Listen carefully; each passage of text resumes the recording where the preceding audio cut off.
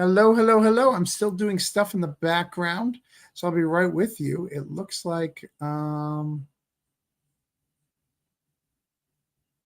interesting. Let's see. Interesting. Sorry, I apologize for the delay. I can't seem to switch my Facebook to not just friends, which I do not like. So I need more people to visit it, but it won't let me change it to more people. Interesting. That's a problematic.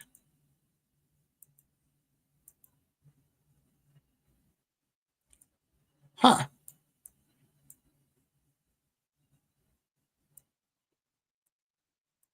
Well, that's not good. So sorry, guys. I know some of you guys are watching this, but I'd like it to go beyond just my friends, but it won't let me change that, and I don't know why. Interesting. All right. Let me get some people on here. Hopefully we can still make some money. If you're watching me, please leave a comment. But yeah, it's only going out to my friends list now, which is interesting. So let's share it out and see if that does anything. That makes StreamYard absolutely useless. So that's useless. That's not great. Sorry, this is all very new to me, so I'm stuttering here, trying to figure out how to fix this particular situation that has never happened in all the years I've used StreamYard. So normally what happens for those who are engaged, and you have to change it to public after, so you can see the comments, but it is not allowing that to happen. So interesting. Let's see if this works. Hopefully I can fix it later. But I've got some people here. I'm going to stop doing this. Leave me a comment to let me know that you're there. I do see that people are watching, so that's good. At least I have like 5,000 Facebook friends. So it's not going out to anybody. So I got some people. It's been weird. I'm going to bring Sean on. Sean, it's weird. Why is it weird? I have no idea. I'm useless in this world. Sean, I have shared it like I always do. Right. Like, now it's being weird. I don't understand what's happening. Yeah, I heard someone else complain about something like that too, but I don't know how that works because I've never done my own StreamYard. I always use everybody else's, so thank you. Right. Well, and I just pay $50 for this thing. I don't even want to pay $50 for this thing. I pay it for you guys and for everybody else. If it doesn't do what I need it to do, yeah, it's useless. Done. All right, I see people there. Can you please let me know that you are watching? I need to know that you're there. Well, Brian says he's there, but he's in a weird thing, and I can't see his feed. That's see, now it's talking through. See, this whole thing. This is chaos. This is chaos. And now it's Wednesday night, not Thursday. What is happening here, Sean? You can hear all that, right? It's chaos. Oh. All right, I'm bringing Grant in. Grant is a calming. He's always in his bed. He doesn't stress out about anything, so everything will be fine. How's it going? I'm very stressed out right now. Oh, sorry. Very stressed out. People are making comments and liking the video, but I don't know if anybody's watching this. And if they are watching it, I don't know if I can read it, which is super stressful. All right, I'm going to bring Sonia on too. Hi, Sonia. I'm stressed. Hello. How are you? I'm good. I just opened up YouTube, and it's on there. Well, it's on YouTube, which is fine, but YouTube's not my strongest. My strongest is Facebook. I get a lot of my views on Facebook, but they're coming. It's weird. We don't know what's going on. We'll see what's happening. I'm going to try some other tricks in the background. But how is everyone on this Comic Day edition of Comic Creator Hangout? Good. I'm doing good. Good. Does anybody buy a weekly pull list? You guys buy your comics? Oh yeah. Because this week was super expensive. It was bad. Don't go to the comic store. But I may have a really rare comic, which is very, very impressive. My giant size Dark Phoenix has Runaways inside. I don't think that's the way it work. I think those are two separate books. Nice. I heard good things about Ninja Turtles this week. I think you were commenting that too. Was it for me? Yeah. I saw a couple of people to it. But yeah. I haven't read it yet, but look cool. Yeah, no, it's good. Ninja Turtles is great. I'm super excited about where we're going in that. But let's not talk about that stuff. Let's go live again. Sorry about the distraction. I know my head is not in the game currently. Trying to figure out. Brian, I see your post, but I don't know what's happening. And I'm worried that if I open up Facebook, that it'll play videos, and I don't want it. And I hear something running in the background. You guys hear something? I have a loud fan on my laptop, unfortunately. Okay. Might be that. It does sound like it could be a fan. Okay. Yeah. All Yeah. right. My laptop is very old. I'm hoping that I get more work as a full-time teacher in the winter so I can buy a new laptop or a dedicated tower for digital art. Yeah, didn't you say you're teaching tomorrow kindergarten? Yep. Yeah. I was doing subbing for the last half year, and then a job came up for somebody on medical leave for the last month. And it's the last month before summer, so nobody else wanted it. So I got hired. And it's so weird to come in and hey, this is your lasting memory, and someone abandoned you. I'm here for the last month. It's medical leave. I mean, it is what it is. Right. But yeah, they keep asking where she is, and I'm like, she's not coming back, guys. You got me till the end of June. But Yeah. that's good. She is it really bad health stuff? Yeah, they don't know if this teacher's going to even be back next year. They might just do early retirement. It was like a chronic thing. Yeah. So it's been a very chaotic year for the children. So yeah, they're unruly little goblins, but it's going well. I like working with little kids. It's not a problem for me. So Yeah, my son just graduated from kindergarten, so that's cool. okay, yeah. Jerry, I'm I see busy. your comment. I can't post it because it's weird right now. You didn't lose a day. It's not Thursday. It's Wednesday. We're doing it on Wednesday today. It's weird. Yeah, I was surprised by that too.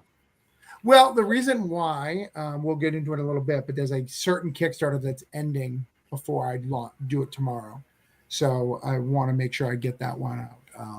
It's a friend of mine died, and it's his last book. So I wanted to give it one last push, and tomorrow wouldn't work for that. So I did that. And Matt Knowles is a whiny bee. He's closing tomorrow, and he would be off. So between the two of them, that's one. But let's show you guys some books. Here's what we're going to do. We're going to write it down on a piece of paper for those who don't know. We're going to talk about it. We're going to see what we can do to get him some money. We're going to let you promote some stuff. And we're going to start with the newest person here. We're going to start with Sonia, because Sonia's never been here. She's never hung out with us before. We've been Facebook friends. We are Discord friends, but she's never been on the channel. I think I've always been in the wrong time zone. I was in Germany for too long. Right. Where do you hail from, like, in the States? I'm actually from Canada. Okay. Oh, so Yeah. you're out north in British Columbia. Okay. Yeah, I'm originally from Alberta, which is the Texas of Canada. Right. I am a bona fide cowgirl from a cattle ranch Okay. who ended up going to art school because she loves comics. And I had the usual struggle of doing fine art, being in an art school that didn't want me to make comics. Right. Ended up 3 years teaching English in South Korea. Got me into linguistics. Did 14 years in Germany.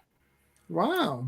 And I recently moved back to Canada, to British Columbia, to live with my grandmother after my grandfather died. Wow. So You look way too young to be able to have accomplished all those things. I'm not that young. I'm not that young. I am an elder millennial, actually. Elder millennial. Well, I'm Gen Yeah. X, so you know. Okay, yeah, You're younger than me. You're good. yeah. So let's bring up this campaign, though. Let's bring it up. So this campaign is for Punctroid Volume 2. I have here in my hands Punctroid Volume 1, of which I was a part of as a writer, a colorist, and an editor. The book is being put out by Unpopular Press out of Ireland, run by Christian Douglas. We have here the lovely campaign. I'm in Volume 2 as a colorist and an editor. I just have had a lot to do in my life at the moment, so I wasn't able to contribute a full story. But yeah, I'm in that book as well. It's a really good team. This is the first volume. As you can see, it's a very nice, it is an indie comic, but it is a very nice hardback, full color book. Really nice work on the front. Christian takes his campaigns very seriously. He takes his artists very seriously. He wants to put out a good book. He takes care of everybody. I have gotten royalties off this book several times. This book is in English, Spanish, and Japanese. So the same thing is desired for the second volume. Make it bigger. Let me see if I can make it bigger. So these are the creative teams. You for those that's the team. I'm there in the middle, on the bottom. For those, it's a very nice. Brian Wolf is an orange cone guy. Yeah. So is Mary Bella. Mary Bella is an orange cone lady. She's done some stuff for us. Yep. I am the colorist on Viral Love. Okay. So, yep. And it should be a very good book. We have a lot of really good stories in it. The first book, really good, has sold quite a few copies. I was promoting this book at Dublin Comic Con just under a year ago, last August. And we sold some stuff. There were a lot of really good rewards. So we're hoping to get a second volume out and to continue the anthology series. Nice. So yeah, Punctroid Volume 2. So yeah, it doesn't have a lot of days left to it. It's got 10. It's still got a lot to do, but still very doable. Mm-hmm. Let's share it out. I would love to have another one on the bookshelf as an artist copy. Here, let me make you big so you can show the hard quality art. Yes, this is a very nice book. I have 2, and I would definitely never give them away. So, Volume 1. Cool. Yeah, it looks nice. Yeah, nice and glossy. Very nice thick paper. The cover is also a wraparound. Nice. Nice. And at the back, we have all of our previous Kickstarter contributors. I signed quite a few of these at Dublin Comic Con on the inside. On this page, if you had been there, you could have had a little unicorn by me and my signature. If someone's watching this and they're looking, I'm on Instagram, Facebook, around the internet as Cows Love Clover, a reference to my background as a cowgirl on a cow farm, on a cattle ranch. So nice. Well, yeah, let's get it. Let's try to get it. I see the shipping is a little high. I think that's probably why. Yes. But I mean, it's coming from overseas, so at least makes sense. Yeah, it's coming from Europe. So. But we all know Europeans put out great work. So a couple people are posting. John said, "Sorry, I thought we weren't on till 9." Which it's 9:51 now, so in Eastern time. And Kyle says most of my shirts are wrapped around. That is true. That is true. But that's really good. Yeah. So it is shared out, guys. Let's try to get it at least to backer tonight. I understand that physical could be at a barrier because of the shipping. Yes. But $18 is not bad. That for a hardcover, it translates to about $50. Which is about what a hardcover would cost you on any other campaign. So it's really, if you're just thinking of it from a different, wrong perspective. Yeah. Well, I mean, it's a nice book. Like it is. Yeah. It's a very nice, very well made. We got a lot of comments from people at the Comic-Con. They were like, wow, this looks really good for indie. Like, you know, a lot of people do not make the time and effort to put out a book this nice. You know, no disrespect to anyone. We all have our issues. Yeah, I will be running, hopefully a Kickstarter in the fall here, and I have to figure out printing. But Christian has really made an effort to put out a nice book that looks good on your shelf and is nice to read. And actually, this one, it flips the pages. It goes left to right for a couple stories because they're manga style. Okay. So the formatting is also really nice. So in the middle of the book, it switches. Does it like give you a warning? It switches. Do they do that thing where you have to turn the book over? Yeah, so it gives you a warning. Okay, all right. And then you can turn the book over and you read my story. Interesting. Wow. Because my artist was based in Japan. Everything I love about, manga books is flipping it upside down and reading it backwards. I talk about how much I love that all the time on my Discord, Sonia. All the time. I'm old. I read so much manga that when I go to read Western comics or European graphic novels, sometimes I forget and I start reading from the wrong side, and I'm like, wait, that didn't make any sense. Yeah. And then when I draw, I also have to think about really make sure that I'm doing a left to right in the storyboard, because I just read so much of both. So that's interesting. It's like subtitles. You get used to it. Eric says, "What's up, party people?" Hey, Eric, how are you? I cannot click your link. DM me. Damn it. Why can't they click the link? Sorry, StreamYard is not working. In fact, I'm actually going to ask for my money back after this message, because if it cannot do the basic function that I want it to do, I don't want it. Yep. All right, Kyle, I've sent you the link. If anybody else needs a link, hey, Austin, how are you? And again, sorry, I can't share any of these comments. I see them, but that's because I have Facebook in a new tab.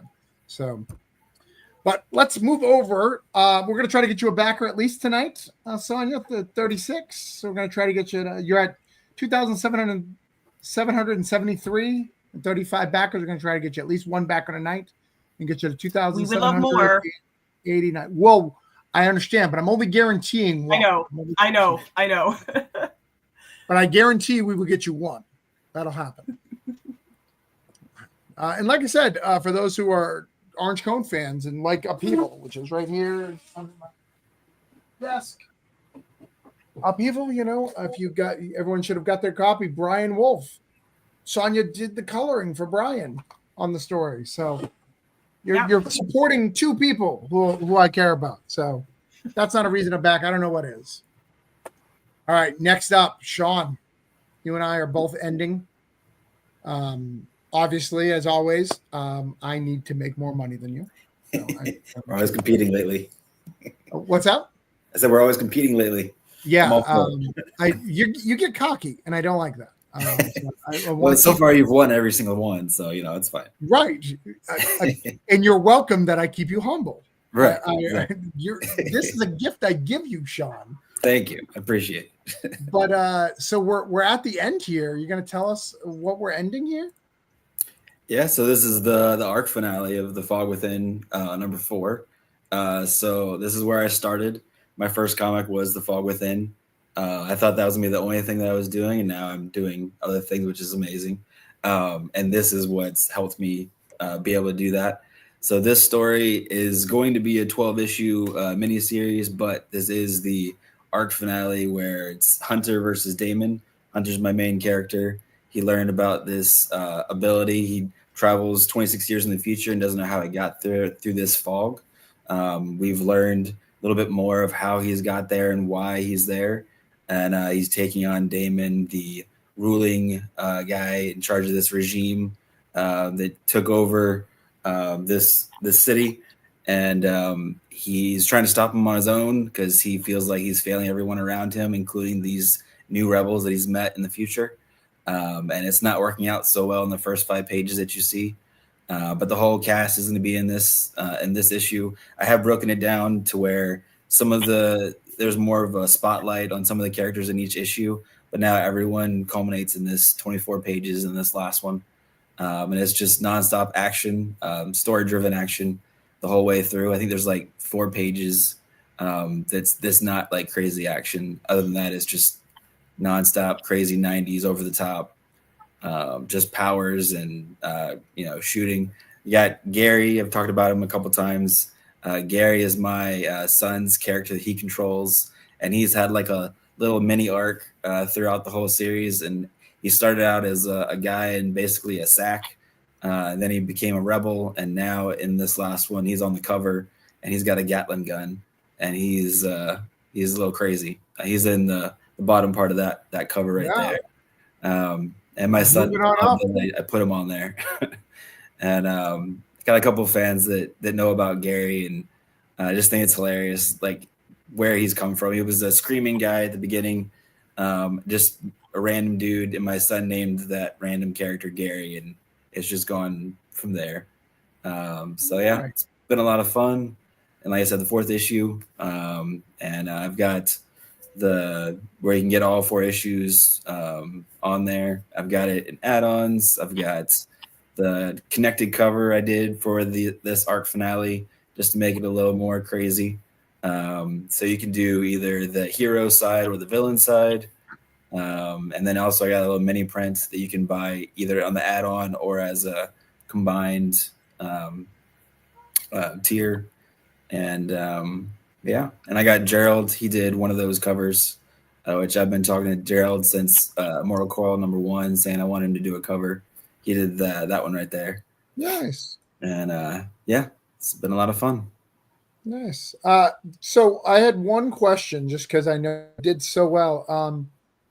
Is Recon an add-on? I don't see it on the list here. Is it there, just not on this picture? Okay. Yeah, it's not on the picture, but it is the add-on, yeah. And I have, you can see actually to the side right there, I've got the Creators Bundle. All 4 issues plus Recon as well. Well, and I just got those out to everybody last week, right before I went live with this one. So yeah, I think, let me check. I think, if I'm not mistaken, what is this? Sean Wood, right here. Nice. I got it right here. We'll do an unboxing before the end of the thing. Cool. Unless I've actually got a lot of feedback too. It's been nice. But a lot of people reaching out saying they loved it and they can't wait for #2 or the next one shot. And I've been telling people about it. So it's been awesome. That's great. That's great. Yeah, it's I know it's tough when you switch series, and like new issue ones obviously like do better, right? So people are more excited about the new #1s, and then you're back to your other stuff. And you're like, oh, well, this is less exciting. Right. But you're about where you normally are, right? For a Fog Within? Yeah. Okay. Yeah, by the same as #3 at the beginning. So it's only been a little over 24 hours. I think we're at 39 or 40 backers, almost 1,000. Yeah. So yeah, we're getting there. That's really good. Yeah, you're at 39. Nice work. Thank you. $8.99. We're gonna try to get you to 40 and get you to 905. So I wrote you on my list here. Cool. And then let's see what Grant has. By the way, I do expect some other people jumping in pretty soon. All right, let's look at Grant's book. Grant, what do you got? We got something fancy?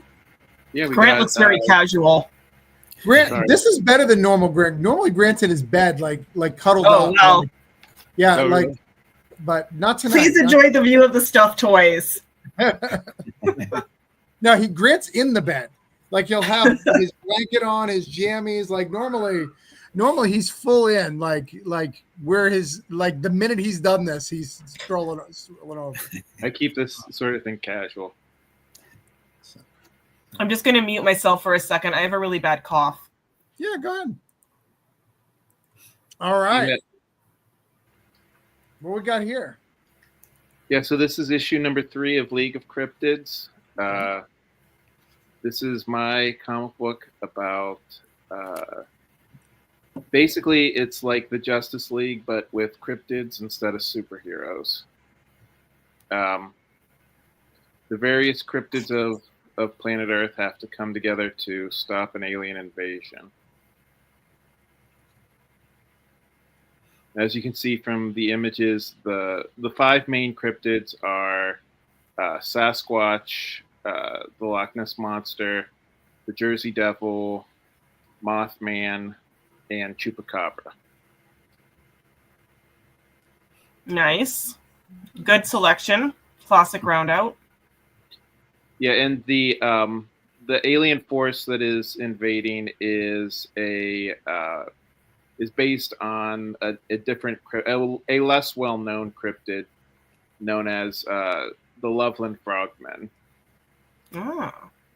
Okay. And you put these out pretty fast too, right? I mean, you've been putting them out like every 3 or 4 months, right? Yeah, I try to have a Kickstarter about once every 3 or 4 months. Okay. Okay. Where's your cat? My Not in cat? this one? Is the cat No, not in he's this not. one? Cat's in the Alright. other series. No, eventually I do want to, team up the 2 comic books, though. Okay. All right. Let me. Oh, hold on. I didn't put the Fog Within it with the link. Hold on. So we're very close to halfway, and we're also very close to the magic number, the number that everybody likes. Eric says Loveland, Ohio represent. I can't see any of the comments for some reason. Like I said, the things are weird. Like it's not coming through. I'm reading them from a Facebook. But that's what Eric says. Eric Packlin. I don't know how to say his name. Like Paklicki. Palicki. I've never actually said his last name out loud before. But he is So there. I know that there's a festival in Loveland, Ohio, where they celebrate the Loveland Frogmen. So eventually, when I get enough issues of this comic book out, I want to visit Loveland I want to go to the Loveland Frogmen festival. Okay. I think I can sell a few copies. Yeah, I've always wanted to go to the Wizard of Oz one for my Cthulhu Invades Oz. I have not been able to do that, but I'd like to do that one day. But yeah, sorry you can't see the comments. They're kind of hidden. So Facebook likes to do that now. Right, so you say it haunts us. Pal Icky is how you say it. You're Pal Icky. So, but yeah, let me write you down in the thing. League of Cryptid. Do you want to say anything else about it before we move on? Just that it's a really fun. I'll have to look at that one. Thanks. It's a really fun. I currently live in like Bigfoot Central. Oh, really? I'm in like the northern interior of BC. There are many people in this area who have claimed to see Bigfoot. Yeah, Bigfoot is kind of seen all over the place, right? Yes. Actually, when I did my field work with First Nations English, I found one of the best questions I could ask to get people to talk to me for recordings was, have you seen Bigfoot? Oh. And they could just go for 20 minutes. Were like everywhere? Because like when you're in Germany, No, I did my field work here, like with on like a reservation. Okay. Like for Indigenous Englishes, and it can be very hard in linguistics field work to get people to talk to you, right? But if I asked them if they'd seen Bigfoot, off we go. Yeah, Bigfoot is probably the most popular one, right? Yes. I'll check this out. This looks good. Thanks. Yeah, I'm in Florida, so we have the skunk ape, which is the same thing as Bigfoot, but it's different. Well, that's the other thing. There's a lot of cryptids that are just Sasquatch, but they change like one little thing. Right. Mm-hmm. Like the skunk ape is basically Bigfoot, but he smells bad. Right. All right. So I've shared it out, guys. So if you guys see the link and any of the stuff, I've shared it out. Hopefully you see it. Again, it's taking me a bit to see your comments. I'm so sorry.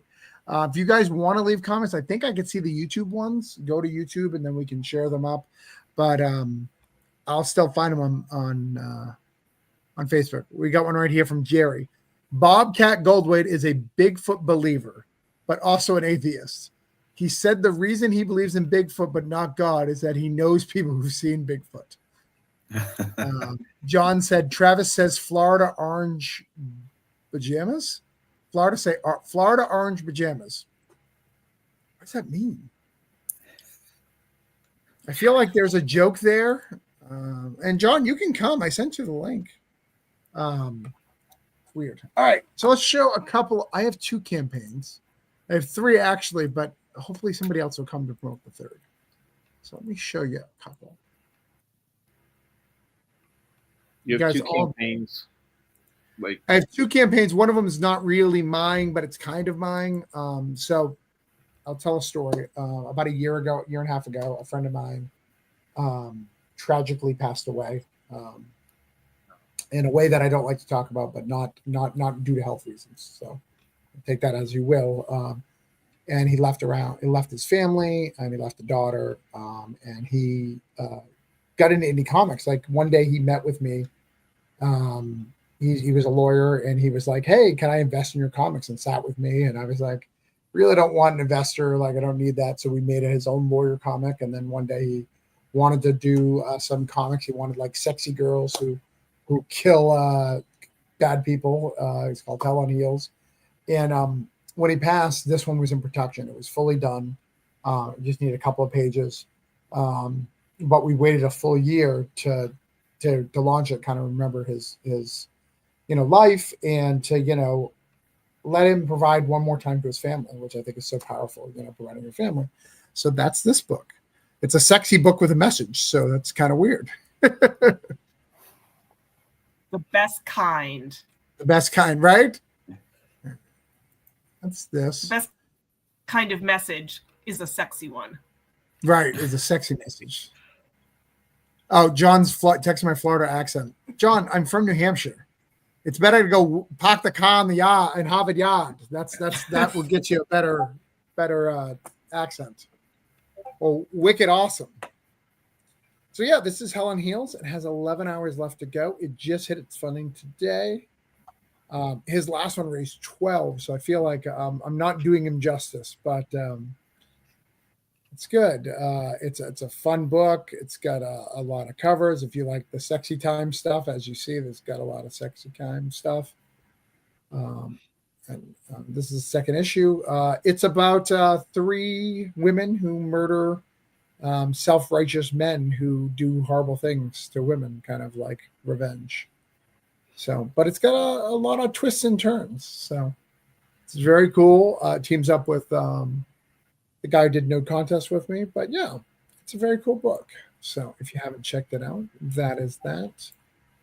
I'll share it around. But yeah, that money goes directly to his family, and we print out the books. And I guess he has more written that I haven't seen, but there's more written. So if this does well, or if the wife wants to continue, we'll put more books out. But for right now, it's going. It's not an Orange Cone book, but it's one that I support. Questions, concerns, comments? no, it looks cool, and it's nice of you to help the family out. Yeah. Yeah, I shipped the last one out, and I'll ship this one out as well. Sean, you were around when he was alive and did shows with us, right? Periodically? I don't think so, but I think I saw you like posting pictures with him. Was that the guy you're doing the turkey stuff with on Thanksgiving? Yep, he's the guy who did turkey stuff at Thanksgiving. Yep. Yeah.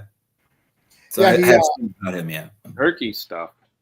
Yeah, so on Thanksgiving, his law firm gives out turkeys, and we're still doing it even after he died. We're handing them out to people. Nice. So we did it last year. All right, so let me put that on the list. 5,010 with how many backers? 213. Let's try to get into 214 and 5,020.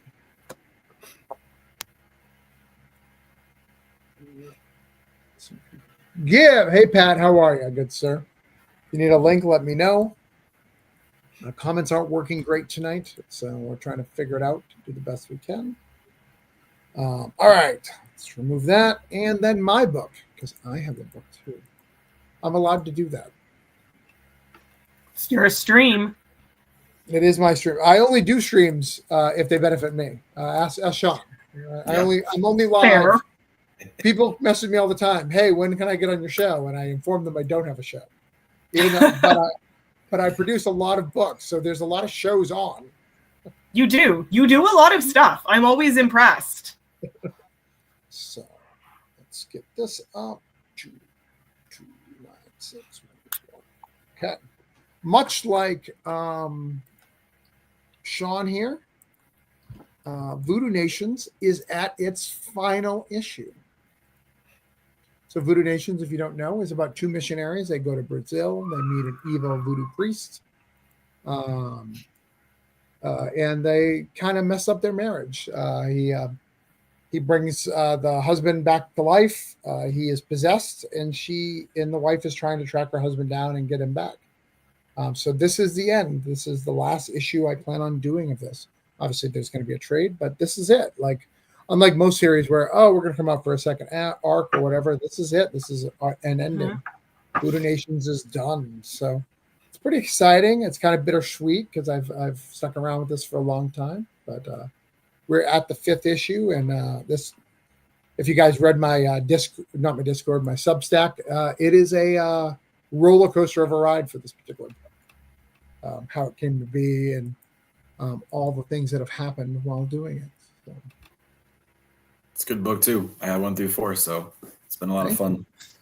Can't wait for number 5. Yeah, I think that was the first thing you bought from me, right? Yeah, probably. Yeah, I think so. I think our other guest is here. Oh, it's not the guest I expected to be here. All right.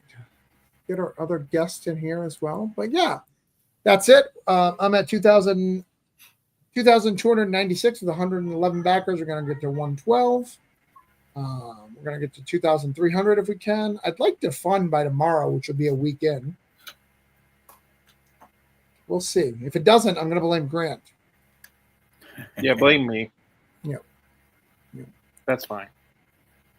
Dan, am I late? You are late, but I sent you a link so you can come on. Austin, was very interesting. Oh, I did he read the subset. Okay. Let me make sure everybody's linked. Hold on. Oh, I can't because things are a mess. I'm very angry at paying $50 for this bullshit right now. Very angry. All right. Where is the StreamYard? Let's get our other guest here.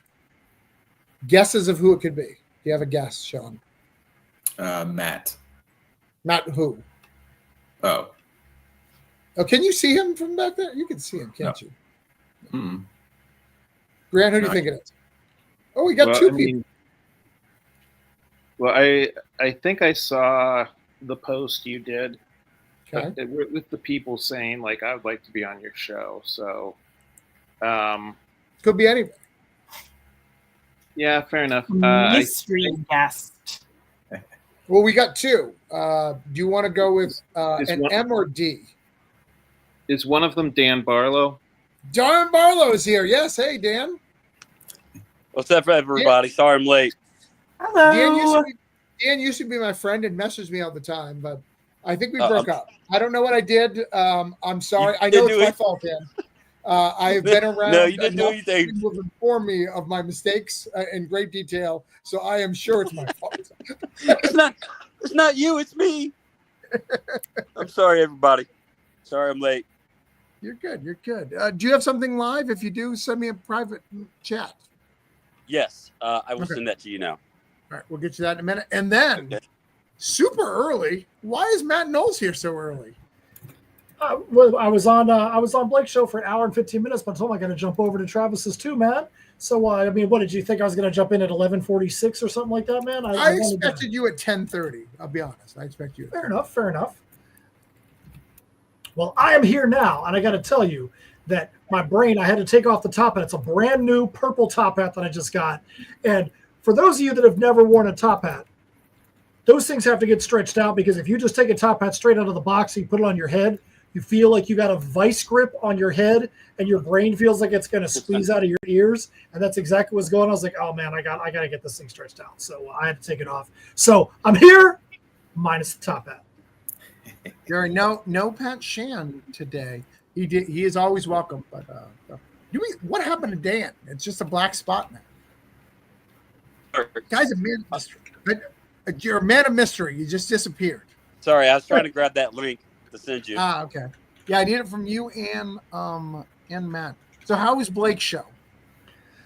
Blake is so you ever watch the episode of South Park? Or no, excuse me, Beavis and Butthead, when they can't laugh at the sex jokes and they have to like hold it all in, and then they have to like leave the classroom and they get it all out of their system, and they're like laughing at like 100 miles an hour. So Blake, what didn't stream for quite a while, and he just started back a couple weeks ago, and the energy that is exploding out of Blake right now is almost at dangerous levels. Wow. Like I almost fear for the man that he's going to have an aneurysm, but it was good. Richard Fairgate was on there talking about his drawing of phalluses at shows and how he sold 96 phallus drawings at a single convention. I was like, we're in the wrong business, man. That's a lot of penises. I am not in the wrong business. I'm very comfortable with where I'm at, Matt. I have no interest in drawing phalluses. This may shock you. Oh, I know. This may shock you. I know, but I still haven't got those links.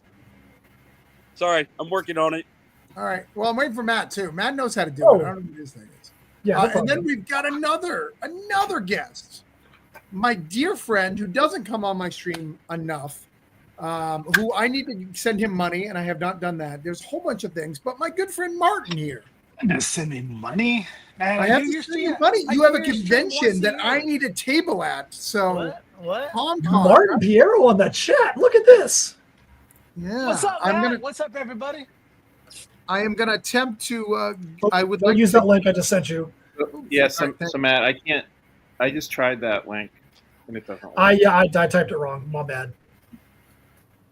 Your link doesn't work. I'm blind as a bat, so I just put the wrong link. There we go. Martin, if you could send me Ratsumi so doesn't work. newcomers, just so you know, things are really weird right now. I'm not sure if I'm getting out there as many people as I normally are. I cannot see comments. I have to open up Facebook to see comments. It's not doing great, but it is what it is. John says that's called mania, Matt.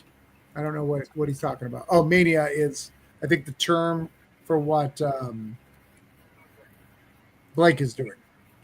Unless he's talking about wrestling. Well, that could be it too, man. As long as Mr. Iguana's there, I'm in. I like that you're just a simple creature, Matt. You fall for every gimmick, all the NXT gimmicks that are popular. Like, dude, you just love them. Hey, you know what though? If they're going to get a pop, I mean, hey, I believe in Joe Hendry just like the next guy. Nothing wrong with that. Hey, I believe in him. All right, so you're the only one who sent me a link so far. Let's get you up. I believe this is Legends of the Hawktua Girl, correct? That's exactly right. That's okay. So tell us about the Legends of the Hawktua Girl. So Legends of the Hawktua Girl is my newest title from Cosmic Times Productions. Oh, wait. No, that's Martin's. I'm off the Martin, stream. Goodbye. So Tatsumi the Silver Mistress #1. This is a brand new series from Steph and myself at Insymmetry Creations. We've got 23 hours to go by. This time tomorrow night, the issue #1 campaign is going to be done.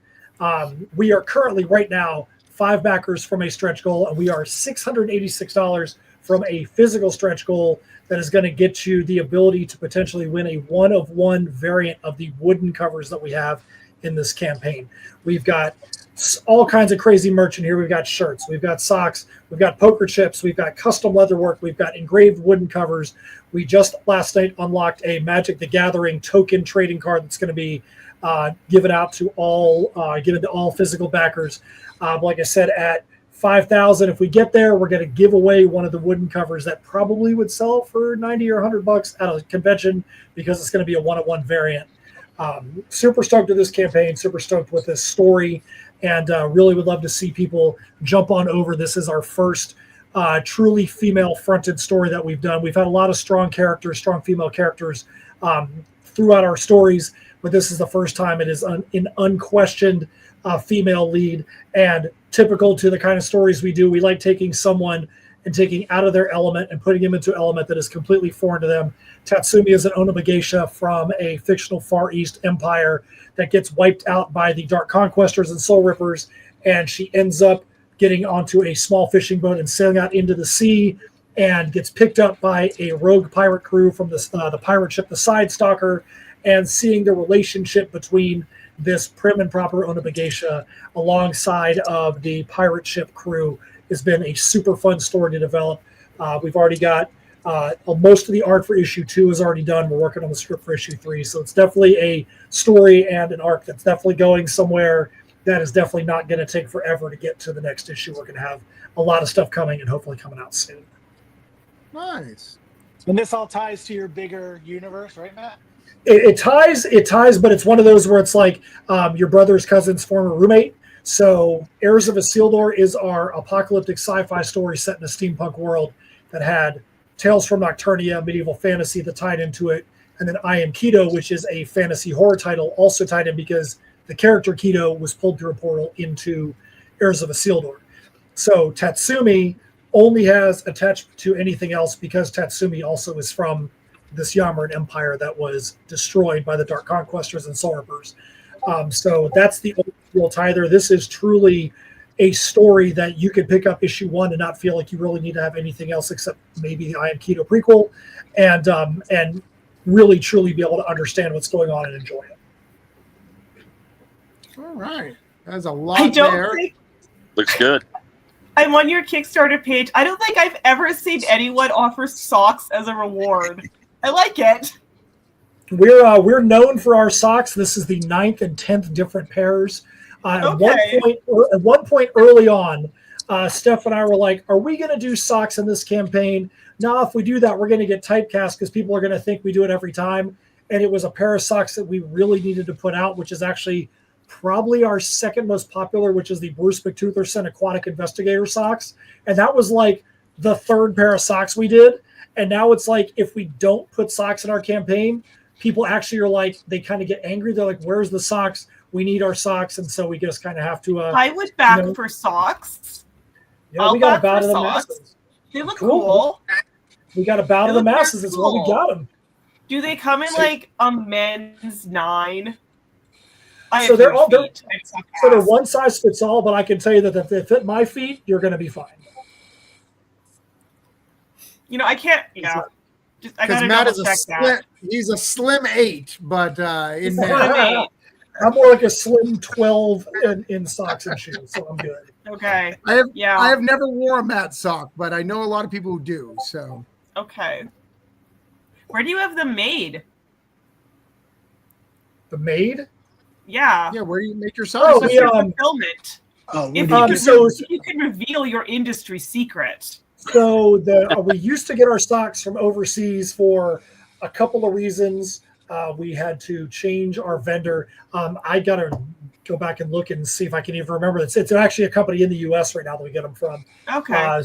So I'll message you after. I got to go even see. We have so many freaking vendors. I don't even remember. But it's definitely somebody in the U.S. Okay. Interesting. No, you guys have cool rewards. Yeah, we always want to have stuff that, like, when you're done reading the story and you put it away on the shelf, that or you put it on that display rack that's right in front of your face every day because you love the cover so much, that there's other ways for the IP to continue to exist, whether it be through the metal music that's tied in and looking at the music videos or listening to the songs or having a shirt or socks or whatever else it may be. You know, we want to have things that are going to keep the IPs active in as many different ways as we can. Yeah. But it definitely looks like you guys are having fun. Oh, you got to have fun. I mean, you know, I'm wearing one of our shirts right now for Peace, Love, and Slothiness. Probably when I do our signing on Saturday for Misfits Clubhouse, I'll probably wear a tie-dye version of this shirt to the show, which I normally wouldn't do. But it'll be a tie-dye version with the top hat. You got to have fun with life, man. Nice. All right. So next up, another person who is ending their series, that their series has a finite ending, joining Sean and myself for Voodoo Nations, is Martin. Martin, your end. Arthur has come to an end. Yes, it's time. It's time to end the story. 2-3 issue miniseries, and I'm out. You know, the legend continues, except for when it's the end. Yeah, my daughter busted me on that. I did the video, and it comes up, Arthur Legend continues, and I say the legend comes to an end. She's like, "Well, why didn't you change it?" Like, because that would have taken Photoshop time I didn't spend. Anyways, my daughter's always busting my chops. All right, so tell us about this, Martin. Oh, it's this was the first thing I ever did when I got into comics in 2009. I put it out at MegaCon. Arthur the Legend Continues. It's a story of King Arthur's return to a post-apocalyptic England.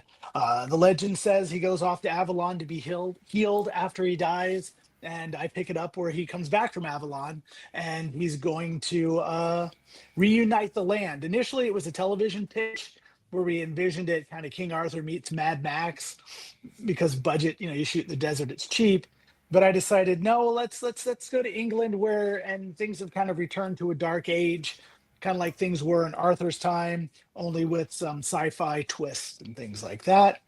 So yeah, I did the original 3 issues back in 09 to like 010 or 11 or 11, 09 to 11.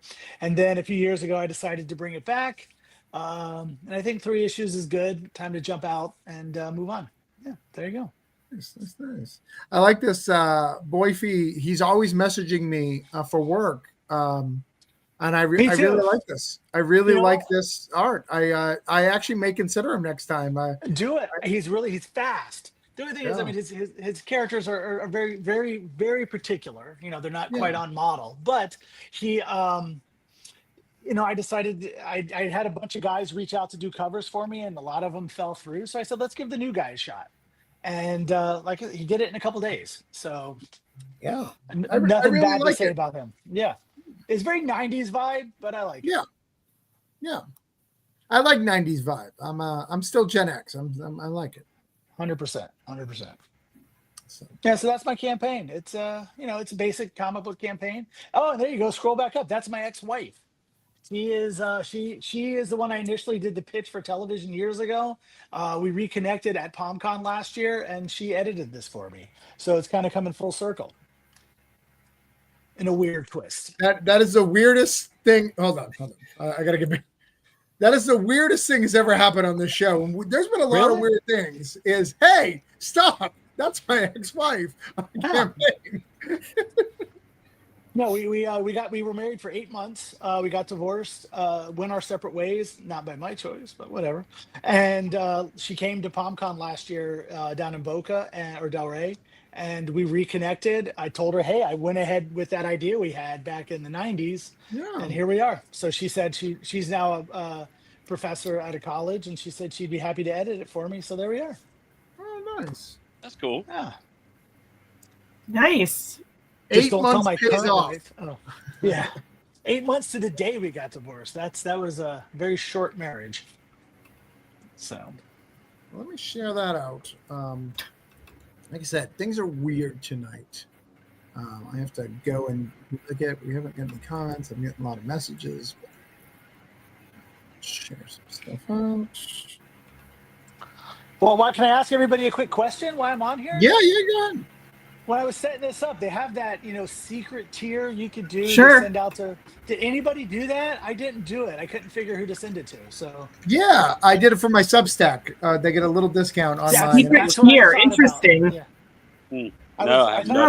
about Patreon or Substack. Yeah. I didn't know about it.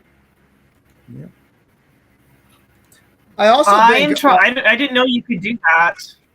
But it's yeah, I just actually one- think it you would have only been do it really good for you, Sonia. Sorry, Martin. Oh. It would have been really good No, for no. you for an anthology because so many contributors do things. It's a good way to track your contributors of how. That, no, what they're that's a bringing good in. thing. Like this. Yeah. But couldn't you only do Trying it to for build one my time? Patreon right now, so good to keep in mind. Ah. You can. You could. I think you can do more than one secret tier. I don't. Maybe Okay, I'm wrong. I started playing with. I'm like, you know what? There's too much going on with Kickstarter and all the new stuff. So Yeah. Yeah. No, I mean it's good to know that's an option. like, I struggled with what Uh-oh. tier to make the pinned tier. The featured tier. I'm not even sure I did the right one. I don't know. All this new stuff. It's I should learn about it before I launch the Kickstarter. Well, the feature tier, you can switch if you wanted to have a different feature tier every day. I You can might. do that. That's a good idea. I might do that. I don't think I did the right one. So Yeah, you can absolutely switch that out. All right, so we're going to try to get you. You're at 1,150 right now with 37 backers. I'm going to try to get you one back on the 9th, 1,155. sounds good to me, man. That's our goal. That's our goal. Dan, let's see yours. Last up here. Last but not least. Hey, there you go. Dan, that link does not work. Let me see. I see what you did wrong. Hold on. Let me see these links. Okay. Okay, great. Let's see what this The is. link bad. There's a T missing, I think. It's Mr. Oh. Love one shot, not one show. Unless it's Yeah, about you're right. Show. What is this project? Bet you if I put T up there. Try again. Now we go. There we go. All right. Oh, okay. Thank you. No problem. I'm smarter. I do work in web design, so I can tell a bad link when I see one. Yeah. Appreciate it. All right. Let's share this up and see what we can come up with. It's so weird not seeing comments. Everybody talking? Oh, all right. Steph's here. Steph says, I jumped on because Matt told me this was some cool people are at. Martin is good people. Back his campaign. That's what Steph says. Not good people. That's what she said. I mean, but she's from California. California's opinions are weird. That's what I hear. Well, they say the same thing about people in Florida. So Florida, New York. Right? Those are the three. Like, she says she called Martin good people. I think she was plurally talking about Martin as one person, and the junk in his trunk is the second person, right, Martin? Let me see. Yes. Matt is a huge. We were at, what show were we at, Matt? What was that show? We were at Collective Con. We were at Collective Con. And all Matt wanted to do was listen to the Thong Song by Cisco the whole time. Dude, Martin was so addicted to that song, he would be like, we were literally in the parking lot of a Walmart, and Martin rolls the window down and starts playing it as loud as he can, and he's literally looking at people walking out of the Walmart going, come on, you guys can sing along, and I'm just going, oh my gosh, you need to get out of this parking lot as quickly as possible, man. We all know it. I mean, it isn't like people don't know the song. I mean, I think most people know the Thong Song. Cisco. I know it far better than I ever even thought about knowing it before that trip. So Dan, I haven't seen one of your books in a while. What is Mr. Love One Shot all about? Mr. Love. Mr. Love is a Cupid that sucks at his job. And so we put out a 16-page introduction last year. And this time it's 3 stories that's kind of told within one main story. Mr. Love has like a job review. He's kind of on trial for being bad at his job, basically. And so each case against him is a short story within this book. Okay. And so there's all kinds of wild characters in it. Record store vampires that take place during the 80s, kind of like the right there you see. That's one of the pages. There's a short, and the book's going to be 28 pages in color. Okay. Even though I didn't have all the color pages right now, so I just added some black and white pages that I had, and then so a couple other stories. There's like unicorns in it at a carnival. There's a story that takes place. It's a murder at a disco in the 70s, and also there's like a mysterious character that he talks to throughout the book during the trial, and the mysterious character reveals himself on the last page, the last panel. It kind of has like this Twilight Zone twist at the end. Okay. And so it opens it up for more adventure, more stories. So, but yeah, it's just centers around kind of a slice of life, some wacky stuff that goes on. We just try to have fun with it. And, you know, it's a little bit different than what's been out there. Well, definitely different than what I've been on here. How long is your video? Or is your video just talking? It may be a minute. Well, let's play the video real quick since you don't got a lot going on. Like you don't have a lot of pledge tiers and stuff like that. So let's play it for a second. So I know a lot of people think Cupids are perfect. They think every match we make is a soulmate, but that ain't true. I know I'm a Cupid, at least for now. You see, I've been called to my annual review a little early because I don't have the best track record. at least not in their opinion. Bunch of babies. Not that I haven't made some mistakes. Nobody's perfect, right? Anyhow, Athena and Apollo plan to parade my greatest hits in front of the Cupids. They want my arrows. They always have. We'll see who laughs last, though. Whole Love's been around the block a time or two. Brought to you by Mind Grind Studios and Electromagnetic Press. Don't leave Mr. Love hanging. Back our Kickstarter pre-order now. All right. Nice. That's nice. All right. So you're at $719 with 28 backers. And we're going to try to get you to 29 backers and 729. Yeah, that'd be great. All right. So I backed it. What's up? I said I backed it. Oh, nice, thanks, nice. man. Thank you. So we're back at the beginning. So that means we're at the yelling phase of this. Sonia also has to go to bed because she has 6-year-olds to deal with tomorrow, 5 and 6-year-olds. Did you tell me you'll only stay an hour, Sonia? Somebody's typing. Sonia. Sonia? She said she can't hear us. Oh. She typed it in. Don't be pooping on Martin's vibe with the thong song. That's from. I can see that in private. Look at that. Can't hear you guys. Everybody else can hear us though, right? Sean, you can hear me? I can. I can hear you. I can. Log out and come back in. All right, we'll message her. But all right, so we're going to go over all the campaigns. We're going to check all the messages here, make sure nothing's crazy. Thank you, Steph, for going on to YouTube, the one comment section we can see. Like I said, tonight I can't see any of the YouTube, any of the Facebook, which is where we get the majority of our views and people. So I don't know who's watching. I don't know if anybody's watching. I don't know if it's just us hanging out, which is also fine. It is what it is. So we'll see. I'm going to give it just a second for So Luke Henderson is in the Facebook chat. He's just throwing down a whole bunch of emojis. There's been a raccoon. There's been a giant dude with a fork. Yeah, I saw that, but it's stopped a little while ago, right? And Steph made comments. Yeah, I don't think there's been a comment since then. Yeah. So all right. So Can I ask a question? yeah, what's up? Is anybody in the group going to Heroes Con? No. Just me? I know. I want I to. keep saying I'll go. It never works out. You should come, Looks like Travis. so. There's zero reasons for me not to go. Like I keep getting invited. People want me there. People are asking me to go. Like It's There's- the best There we go. comic book show. Hands Welcome down, back, the Sonia. best comic book show. Yes. What I missed? What secrets All of kinds the of industry stuff. were revealed? well, we had gone through everybody's campaign. Yes, And we were going well, to go that. back to see if we have to yell at people.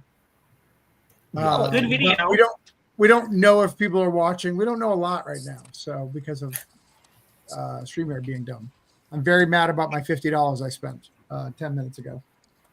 Yeah, I got to cut my subscription too. I don't even use it anymore. And I'm still paying Yeah, for it. It's definitely not worth. I think we need a community one that we all pitch in like $5. So that's an idea. Yeah, I that's think great. that's. I think that. Except for may be, Except for we just said it out loud. I mean, you're allowed to send people like their own login, so you don't even have to share a login. Yeah, I've not really tried streaming, so I don't know what's available. So let's see what we can get here. All right, so we're gonna start at Sonia because Sonia's got to go to bed because she's got to handle 5 and 6-year-olds tomorrow. And I'm sick. I was but 2 weeks in the classroom and have already been stricken with plague. You can't be stricken with plague. You also have elderly at your house. Like you double can't I be know. sick. I know. Classroom, are you doing summer school? I mean, school's out, right? No, I guess she's still in school. Canada. No. Well, Oh, School down in here it's Canada out. goes till the end of June. Oh my goodness. Oh, They have to make it work the same as hockey season. So when hockey season is done, Stanley Cup is done, What does school's the out. States do? In Canada, our school year goes from 1st of September till the end of June. Then we have July and August off. I Yeah, think we in go back Florida, in it's August. like mid-August through end of May normally. Which doesn't Okay. make a damn bit of sense because people are just starting school and it's like 157 degrees outside. Yeah, well, Right. and New Hampshire, which is closer to Canada, is like the 3 weeks in June, the first 3 weeks, depending on when they went to school. In Germany, it was nice because they do, like, teachers come back in the second week of September. They start in the middle of September. You have a week off in in October. You go through till Christmas. You have like 2 to 3 weeks at Christmas. You go through till February. You have like a week in February. You go through Easter. You have 2 weeks at Easter. 2 weeks in May for Pfingstferien, like Pentecost and stuff like that. Right. And then you go from there through till the end of July. And then you have like 6 weeks, like August and the first 2 weeks of September. That's not bad. Yeah, so it's very like broken up. You never have like a really long stretch without like a break. And you have like holidays. You have, especially in like, it's a little different. Like Berlin is different, like Brandenburg, because it's East German. But in like Southern Germany, you get all the Catholic holidays. So like May and June are just great. You have like multiple long weekends in there. And if it's a Thursday off, because a lot of them are on Thursday, they'll give you Friday off too. Oh, nice. It's great. But I am looking forward to getting through to the end of June and making comics for 2 months. So yeah. Are you automatically signed for next year, or do you got to reapply type of thing? I'm automatically on again for TTOC, for like teacher on call. So like what we call supply teaching or subbing. Yeah. The other one I don't know yet. I'm not certified. Okay. So I'm on like the bottom of the priority list, but they do have trouble getting people. So I've been like applying every round to let them know I'm very interested. Nice. I'm like, yes, I will do this, but because I'm not certified, they won't tell me till August. Right. I'll have more or slightly more time to make comics. Either way. We'll see. All right. I'm done so moving, so that's Punk good. Droid 2 was Punk Droid Volume 2. Here's Punk Droid Volume 1. What's it called? Sonia, hold on, I'm going to talk. So it was Punk Droid Right. Volume 2 was at $2,773 with 35 backers. Let's see if I got you money or not. Droid. It is now at 2,791 with 37 backers. You got 2 backers tonight. Yay! That's Nice. good. And this is Volume 1. Nice book. Very nice book. We'll make it big again. Yeah. Droid. Hold on. I'll back it. Let's see. 10 days Wrap left. cover. 41%. So I was in the first one. If you weren't here at the beginning, I was in the first one as a writer and an editor and a colorist, and I'm in this one as a colorist and an editor as well. So which do you like to do? Very the nice most? book. I like to do everything. I come Can from you like show a us your manga screen, background. I'm one of those women who like got into manga in the 90s, so I do everything. But I just didn't have like time because of teaching to do everything for these books. So I'm colorist. I am already a backer on this thing because the guy who puts it together is a freaking cool dude, Christian. So Yep. yeah, that's cool. That's cool as Yep. heck. Yep. Glad to know you're in Christian's a this very as cool well. guy. She's Sonia's actually doing Brian Wolf from Upheavals coloring. Yep. Dude, that's awesome. So, but what this means, because you've never been here before, Sonia, I get to cross you off my list. You're dead to me. Fantastic. We're done. You're off my list. I don't have to yell at anybody. It's nice. It's a nice, quiet evening. But I show up. Yeah. You are no obligation to stick around. If you need to go. We're going to go through all the other campaigns. But thank you for stopping by and hanging out. 7:47. And What's I that? do have, it's 7:47 here. So I am going to say adieu, Okay. auf Wiedersehen, because I have children to look after tomorrow and a lingering cough. So All right. Well, the link is available. I sent the link out to everybody. Here is the book.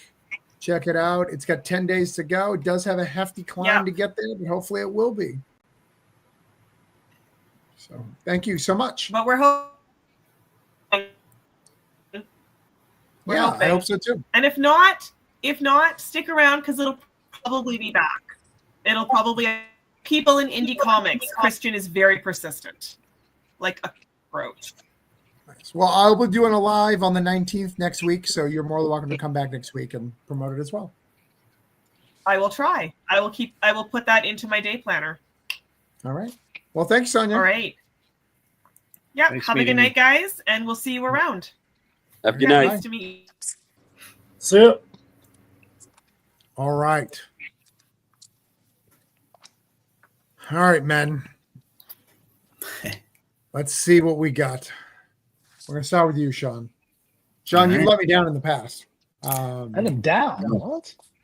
Yeah, where, I think you get backers and you haven't. And this one's not even your fault because I don't even know if anybody's seeing this. I don't know what's going on. And then my messages are really weird. Bought a page of 2 naked dudes fighting. It's super weird. But then he said he bought it for Pride Month. Things are weird in my DMs. Like everything is weird right now. Is this true? No, that's really what's going on in my DMs right now. Wow. Someone's bragging about buying some art. It does look. I'm going to share the art, even though like they're not even paying attention to what's going on. I don't recognize this, but I think Martin will. Martin likes this old comics. Not naked dudes fighting. No, I don't really. Well, I mean, it's naked dudes not my fight jam sometimes, so bro. much. Yeah. Is this recognizable to you? Wait, the signature, is that a signature on the bottom? Looks familiar. Yeah, everything. That's a Rhonda? Frazetta signature. Frazetta? Oh, it's a That's French what that signature. That's what that signature is. Yeah, but that like doesn't his look art. like. No. It doesn't look Yeah, like that's his art. But No. could be.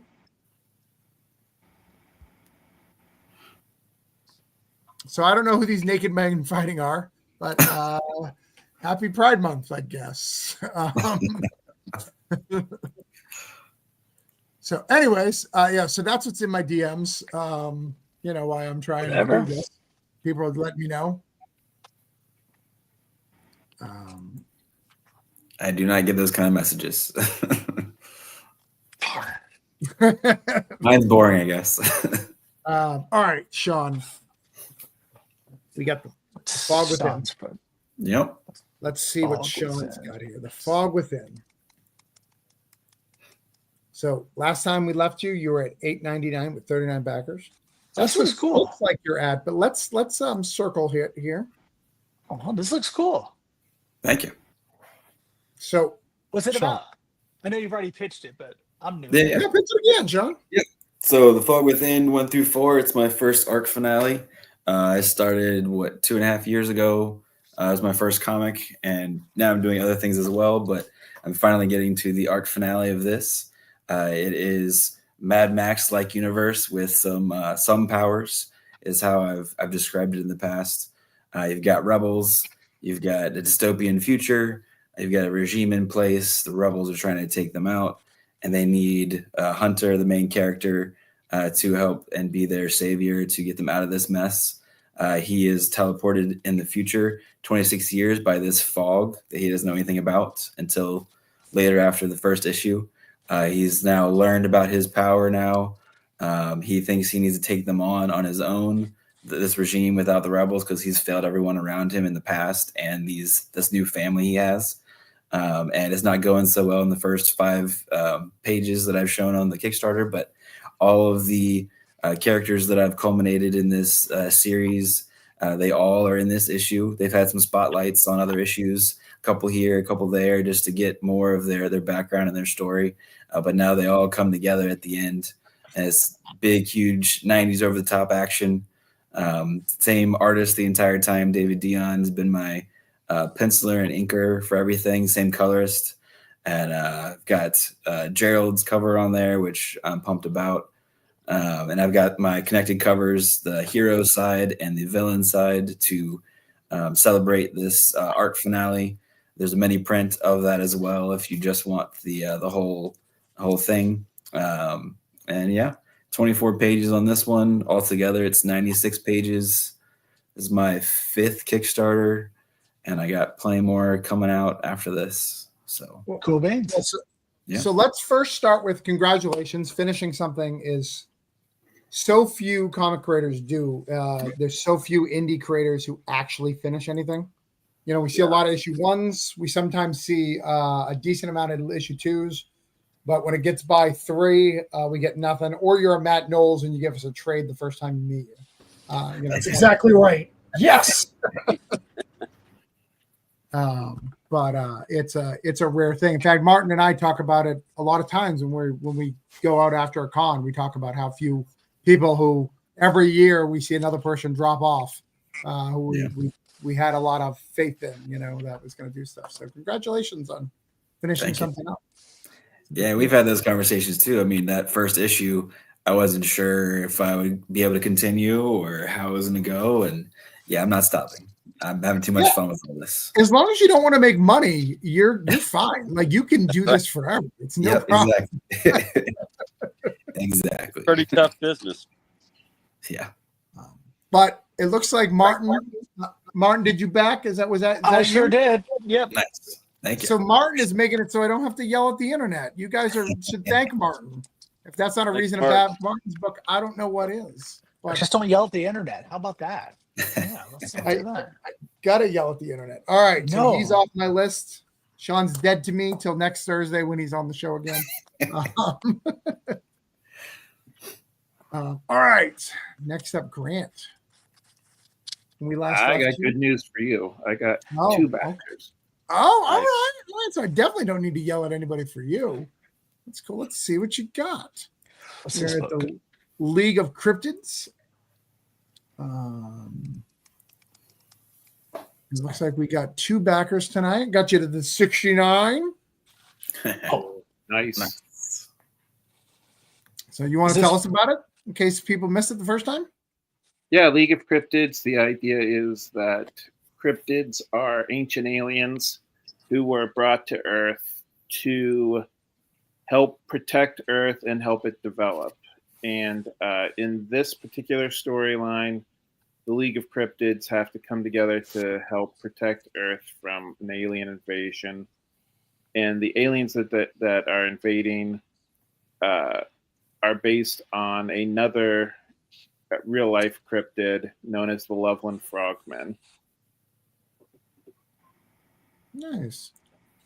So yeah, this is the 3rd issue of that series. Is this wrap up an arc or anything, or just issue 3? No, this is a 4-part story. Okay. So, so let me share it out to make sure everybody who didn't know about it before can get it. I don't know if I did that for the Fog Within. I have a question. Can I throw a question out to the group? Yeah, you absolutely can, Martin. I am free form. I'm just having fun. Cool. Does everybody think 4 issue is the proper amount of issues for a story arc? I always think 3 is the better one. I know I was talking to somebody on TikTok. They were swearing it had to be 6 issues.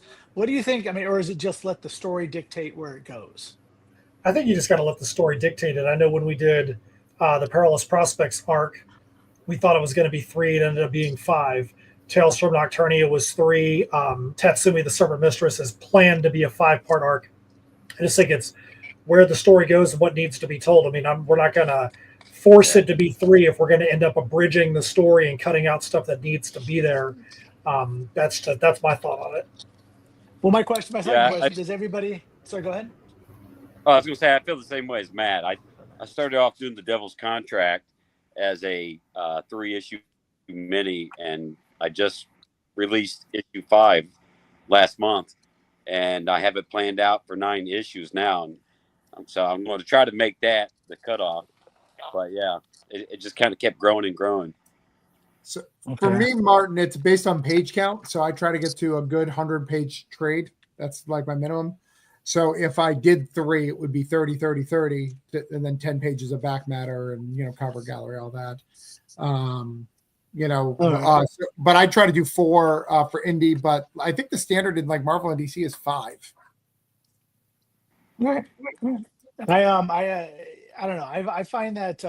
But is everybody looking to go to the direct market or just sticking to the Kickstarter market or? I mean, my goal is always direct market. So, I mean, I've got the massive indie deal, so I'm doing some stuff over there later this year. I'm just trying to But grab. see, my thing with that was, and I'm just putting this out there because, well, we're talking comics. Yeah. Because I was talking to somebody on TikTok about this. We went back and forth. In my experience, going with the direct market, by the fourth issue, the rate of attrition is so bad, Sure. you lose money on printing the book. Yeah. Like as an indie creator, after 3 issues, it becomes near impossible to afford to print the fourth issue. That's and then obviously if you go to 5 and 6, you're stretching it as far as I think you can go as an indie creator, in my opinion. I mean Yeah. that's why I forced mine into 2 separate 3-issue miniseries as opposed to one 6-issue series. So for the direct market, I get that number one restart. Just putting that out there. Yeah, no, I don't think there's a wrong way to do it. It's just trying to figure it out. Especially when you're talking about the massive indie, there's a cost, right? There's a $300 cost for floppies. You It's did not that, $5, man. They just produced it, but You thought that was the wise choice to go with the massive indie, Travis? I'm doing massive, but I'm doing the trades first, so to keep it safe, so I'm not going to lose money in any scenario. Well, was it I mean, I guess $200 there's a possibility. Well, I printed so many already. I printed Okay. thousands of them, so I have them in my stock because I don't think I'll sell that many. So I think I'll do okay. But and then I made a deal with Direct Impressions; they'll print any overage I have and just collect the check. So cool. So Can but I again, ask you guys a question? Yeah. What's a good cover price for your trade? Like if it's a 100-page trade, what's a good cover price? You Are you think? talking about for the direct market or on a Kickstarter campaign? On a Yeah, because Kickstarter that is campaign. two different. Yeah, there's two different answers. Okay. For direct market, they want it under 20 if they can get it. They want it like 17.9. Most people have to do 20, or even 25 because of how much it costs to ship and print. Well, I mean, I'll tell you my secret for the direct market because all I'm doing is trades right now because I don't know what's happening with the direct market. I worked out a deal with Rich. I said, tell me what it's going to cost to print, say 300 of these. And then I take that number, I add because most distributors want a 60% cut. I just mark it up 75%. And that's how I decide my cover price is going to be, just based on whatever it's going to cost me to print 200 to 300 of them. Just real math. Yeah, sure. It's not a bad way to do it. So, and by doing 75%, Oh, wow. I Okay. cover my shipping and I make a few bucks on the side. No. Yeah, with our 100, we just did a 100-page one for Misfits Clubhouse, and I think it was $19 on the campaign, which is lower than a lot of people do put theirs out there for on campaigns. Mm-hmm. But yeah, I agree with what Travis is saying. If it's $20 on a campaign, that's where you pretty much want to be because you got to be able to make that money back. That's what Kickstarters are for. Well, Kickstarter, Yeah. you can do 30. You can do 30 pretty easy on a Kickstarter for a trade. You couldn't, Matt, because of your kids' book, but if you did a regular trade, you could do 30. Your kids' books. I found I did a variant cover for my trade, and I was able to sell these for a lot more. Yeah. I'd Watts do a cover, and I did limit it to 100, and I moved a lot of them at a decent price. I mean, think my I did 25. So my Cthulhu's are 35. I was actually going to finally reduce them this year, but the Chinese tariffs. Is it this Cthulhu? Is it this Cthulhu? That's the here? Cthulhu. That's the one. Yeah. That's the one. But I marked you off. League is off. Thank you. But I sell them all day at cons for 35. Matt sells them all day for 35. I'm sure wait a Matt, minute. like me, reduce it to 30 sometimes. This is You know. offset printing. Where'd you Yep. print this? This isn't digital. This China. is like, oh, that's the little blood spots I see. Travis gets us in by the pallet, man. Travis has to get a freaking U-Haul. Yeah, I print thousands at a time.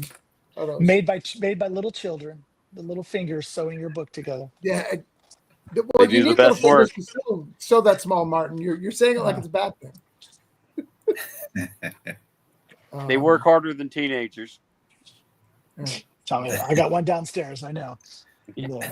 All right, let's see what's next. All right, next is my buddy Daniel. So I'm going to tell you about Daniel for those who missed the early part of it. So my friend Daniel, he was a lawyer.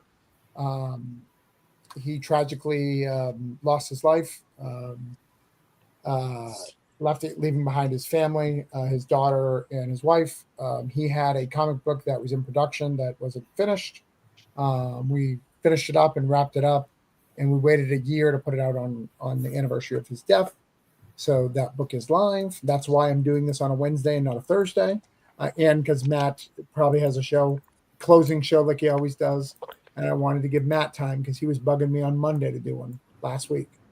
But I think I asked you nicely. I don't think I was like, Travis. I was just like, hey man, you got anything coming up soon? You and I both view it very differently of how it went down, but that's fine. That's fine. You just put a different inflection in the text messages, man. But Helen Heels, we got our backer because I wanted to get one backer, which is great. At 215. 215, like I said, all this money goes to the family. I will ship it out. This is not an Orange Cone book, but we will ship it out, and my team is putting it together to make sure that it's well, just like we did the first one. But if you like sexy books, this is maybe up your alley. It's about 3 young sisters who like to kill men who are mean and do horrible things. So if you're into that, that would be your thing. So, but I more like the personal story connected to it. Let's mark it off and share it out. And I do miss my friend a lot. Daniel was good people. So that is that. I really miss comments. So good when we had those back in the day. No YouTube comments yet? We can do YouTube comments right now, but StreamYard is not showing Facebook comments right now, which is the only reason why I pay for their service. So if you're not going to show me that, we have problems. So, yeah. So I'm actually going to send them a complaint right now. So next up is my book. This is the final issue, finally. A long time. This book has a story. I did a nice Substack about it that I got a lot of people talking about. So this is Voodoo Nations. Voodoo Nations is a book that I created with a character called Luke Stone. It is about 2 missionaries who go to Brazil. They meet up a evil voodoo priest. That voodoo priest kind of messes up their life, their marriage, and the couple try to figure out what's going on and try to stop it from happening. As it's kind of a world trotting mission. So this is when everything blows up. This is the final act. As you see, we got angels now involved, and we've got big demon creatures. So we've got all sorts of really cool stuff going on here. So if you like voodoo, if you like magic, if you like horror, this is kind of your book for you. I was at 2,296 with 111 backers, and I wanted to get to 2,300 with 112. So I need a backer. So I'll start yelling at the internet. I'm going to give it a minute. I'm going to just share it out, and then I'll yell at the internet. I've already backed it, or I'd back it again. But thank you. I appreciate that. No, there's no need to yell. I give them a minute. I just reshared it. So I'll come back to it at the end. Hey, can I talk to you about one of your covers? Yeah. The last one, the skull cover by Dominic, right? Yeah, Dominic Rosa. Yeah. Did he do other covers for you? Because that's pretty dope looking. Yeah, he's done a series of skull covers. So every book has had a skull cover that he's done. That is a great looking cover. Do you do that in pencils or is that digital? What did he do? He does it in pencils. Yeah, it's weird because Dominic and this isn't talking shade because I've told him like I don't always love every cover he does, but this is perfect. This is great. I love this. I've loved every one he's done. He really hits it out of the park, and I love his. If you've ever seen him, he does designs on the side of pops. He did PomCon last year, so yeah, I saw him. He actually drew. Didn't he do a picture of you and Steph, Matt? Dude bought one of our reverse sketch covers, and he's like, "I want that one right there," even though the corner was nicked. And he's like, "Oh, okay, fine, we'll sell it to him." And he went over to Dominic, and he's like, "I want you to draw these people in reverse, with white ink on there. So I want you to draw them on this sketch cover. That's what I want on my sketch cover." I'm like, that was actually one of the coolest sketch covers I've seen. He's like, dude, that's what the guy wanted. Heck yeah. Dominic knocked it out of the park too. Yeah, I actually like my rounds of covers right here. You know, I like that first one. I like this one. It's very, very cool. I like the homage here after the Rhines, and then Gerard kills it. Every time. I think I got a good collection there. Let's see. See, I was stalling, hoping somebody would back, man. Yeah, I appreciate that. Yeah, I'll yell at people in a minute. I'm not feeling it this particular second. I have to come back and see if I got to yell at for multiple people or just myself. All right, Matt's Haktua book. Matt he wants to have things that you can't pronounce. Like that's just what he does. He's like, hey Steph, can you think of a word that's hard to pronounce that it's uniquely to me? And then he puts it on a book. Hey, that way if you see Tatsumi, you're not going to think, oh, there's 5 other people out there that have got that book. No, it's the only one. But I will say this. Travis, you slightly influenced the title of this book. And I mean that in all seriousness. Because, and we have not said this anywhere else, so when you look at Heirs of Isildur or Tales from Nocturnia, I Am Keto, Travis was like, those things sound cool, but you can't look at the title and have any idea really what they're about. Like I'd have to tell people Tales from Nocturnia is a medieval fantasy. And so when we did Tatsumi, she really is the Serpent Mistress. Like that truly is a part of the story. And so we made sure, kind of like Xenia Warrior Princess, we made sure to have that in the title so that way it wasn't just Tatsumi, because that might not mean anything to somebody, especially if it's Travis and can't pronounce it. We wanted to make sure there was something else in the title that was more understandable to the masses as well. I mean, to be fair, I can pronounce Tatsumi, but I like to say Haktua girl, right? So it does not look like anything's happened over here yet either. What's going on? Well, I think part of the thing is too is because I jumped in late, you didn't give people any kind of angle. You didn't give them a number or anything like that. Yeah, you got a number. You're at 431.14. I got you at 4324146. Okay, I was going to say I don't think it was actually verbalized on here, so there might be a 2-backer penalty for that. So 2-backer penalty. Fred's here. Hey, Fred. Fred said, "What's up, guys? How is everyone?" So Fred would like to know how everyone is. What's up, Fred? May the Schwartz be with you.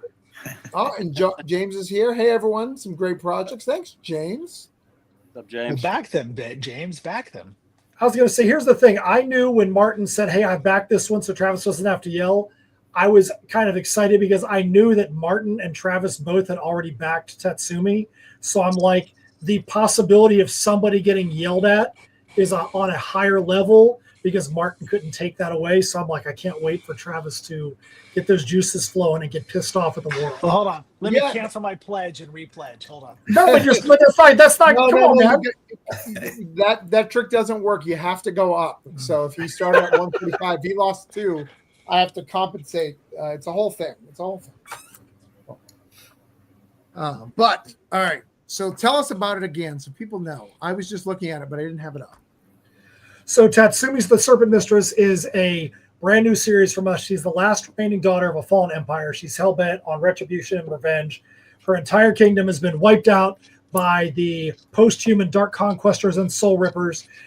She knows she wants to go and eliminate them from the planet, but she can't do it on her own. So she sails out into the Serpent Sea trying to find any other humanity, any other civilization. She ends up getting picked up by the pirate ship, the Side Stalker, and she has to figure out how to integrate in with this crew, even though she is an Onabagesha, a female warrior from this Far East kingdom, and they are a bunch of swashbuckling pirates. So the story is a fun swashbuckling adventure. We've had so much fun putting it together. If you're somebody that wants a good story or somebody who wants great covers, we've got those. We think if you're somebody that likes to have great support merch, we've got socks and shirts and poker chips. We've got custom leather work. We've got engraved wooden covers. We have a Magic the Gathering token card that was just added onto every physical backer's pledge. We are 5 backers from a backer count incentive. We are $686 from being able to give away a 1-of-1 variant of the wooden cover that isn't even shown on the campaign. So if we can get to those stretches, we have more stuff we can give back to you. We've only got 22 hours left. So if this sounds like something you think is cool, you got to jump in now, because at this time tomorrow, the campaign is going to be done. And we're all going to be sad because we all want to see this thing jump. At least I do. At least Steph does. I know Martin does too. And I think Grant Lankard may also want to as well. I just have that feeling. I have Of that course. feeling. I'm a lover, not a hater. I am also. I am a hater. So, Matt, you're killing me here. What's that? I had you design this wonderful where to read thing. It's not here. Well, here's why it's not on this one, because you don't really need anything else to read this one. This one doesn't, even though it's attached to I Am Keto. But I think knowing that it's part of a bigger thing does help. I think. Okay, I think it should be at the bottom of the campaign, but I mean, I could do that on this one. The one thing we did make very sure of in this campaign is the left hand, the side, like the quick links. The quick links all work. So if you're somebody that just wants to go and click, see the different types of merchandise, you want to go see the creators, you want to see stretch goals, all that, the left-hand side links all work, and all can get you around a very long campaign page quickly. Yeah. So Fred says Tasumi is a great name. Josh says Travis hates. It's true. James says, hey, everyone, some great projects. Well, back it. So if you haven't backed this, hold on. I have a question. Did anybody get Project We Love on any of their campaigns this time around? No. You did? Tatsumi did, yeah. I thought I just had it up. I didn't see it. Oh. Well, yeah, it's there. Hey. Yep. All right. Yeah, I don't tend to get it anymore unless I message them for a reason. Like, I don't have to ask for it, but I need to message them for a reason.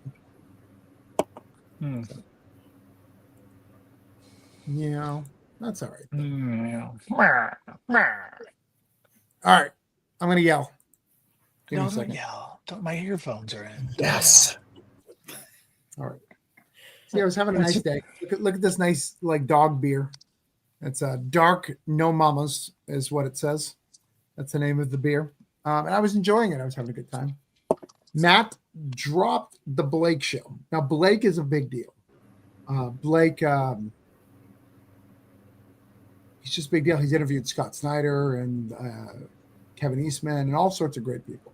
I haven't interviewed that many cool people. But I feel I got a presence here. And he left Blake, who's clearly a bigger deal than me, to come here. And you embarrass me. Like, seriously, you're my Facebook people, and you embarrass me by not throwing Matt a couple of bucks so I can mark him off my stupid list. And it's a shame on you, shame on me.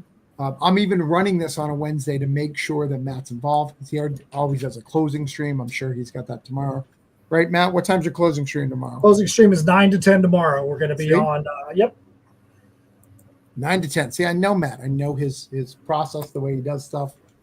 So I need you to back it. I need you to throw some love. I know I don't even think I'm reaching half of you because of the Facebook weird thing that I'm gonna get mad at.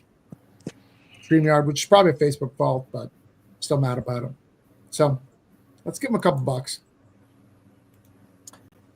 And so I don't have to get mad. Here, I second that. Give a couple bucks. All right. I'm gonna have to come back to you in a minute, Matt. Get Sounds a little more. Good to me. Because that wasn't really angry. I'm not feeling angry. I just got back from vacation. I'm chill. Yeah, you're on a cruise, right? I will say this. So you might not be angry. But the shame coming out of that was thick, and it was actually impressive, man. I was like, yes. Yeah, I want them to feel guilty, Josh says I already have. Never go wrong with anything from Matt and Steph, Josh says. Thank you, Josh.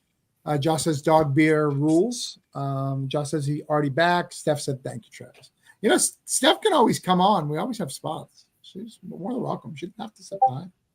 I'm not that intimidating. I'm a little intimidating, but I'm not that intimidating. All right. So we're going to go and see if I have to yell about anybody else, because I'm about to get mad. Like I said, it's a little weird because Facebook, normally you can go public on StreamYard.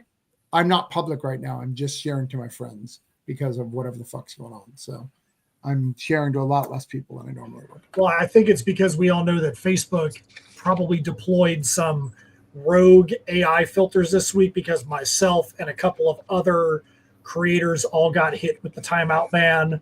I know that this is probably the third show that I've heard of this week where they were unable to share publicly on Facebook as well. So something has happened in the back end on Facebook, and they're sticking us all in the back end with their stupid AI bots. So, Yeah. Never like getting stuck in the back end. I tell you that much. I mean, sometimes, but not all the time. I mean, you never like it. You sometimes you love it, or you hate it. It's never Right. like. Exactly. Like, I don't like it. Well, but things are happening. So, yes. All right. We got Arthur. So, the legend continues as the legend. Hey, that's my book. I don't see anything. Nobody likes me. Nobody likes you either. What is nobody, happening? nobody likes me. It's okay. Is this thing even on? All right. Let's go through your campaign again. I can't back myself, so. Right. I know. Well, tell us about it. I could. It's a comic. I made a comic. It's about King Arthur in a post-apocalyptic England. In the last issue, he was poisoned. Will he survive to the end of this issue? Got to buy the book to find out. Hence that little blacked out box there. Also, we got 4 different covers. You can get all 6 issues. You can just get the 3 issues of the current volume. Have a brand new collector's box that, hold on a second, it pairs with the volume 1 box. So it makes, if you put both boxes together, you can make the whole face. How cool is that? Nice. Yeah. So the collector's box. Yay. I don't know. I don't like plugging myself. You know that. There seems to be an influx of AI on comics on Kickstarter. Yep. Hey, if you want to know about that, follow Kevin Laporte on Substack. That's all he talks about. That, not safe for work comics. Yes, Josh, we're using StreamYard. Josh asked we're using StreamYard. I said, yep. Seth says, I'd love to. My day job gets away sometimes. All right, cool. Got Martin's stuff. Yeah, let's share Martin's thing out. Martin is a dear friend of mine in comics. He's been doing stuff a long time. So Long time. I'm so old. Look at my hair. It's all gray. Right. Yeah, when I met him, he had full luscious blonde locks. And since then it's been a mess. I blame Rob Anderson, but it could be a lot of different things. But it's probably How dare you? Don't invoke his name. What are you doing? He may show up and try to bind us all in leather bondage, I think that's all he does now is leather That's bondage. the curse. He'll tell you all about it. When you're tying up a girl, you got to make sure you got her. I got to take my shirt off, but you got to make sure you got her consent. No shit, Rob. Thanks. Anyways, sorry. I see him on TikTok and the things he puts on there, man. I couldn't follow him on TikTok. Like I can't. Yeah, are you still on TikTok, Travis? I tried to tag you in a post. I come and go. I come and go. Because when I did my unboxing, I was like, I tried to tag you and I couldn't find your channel. Is it still up? Yeah, it's still up. What's it called? Orange Cone or Travis or Travis? I think Orange it should Cone? be just my name. Hey, I just got a backer, so we're good. Are you? Did you?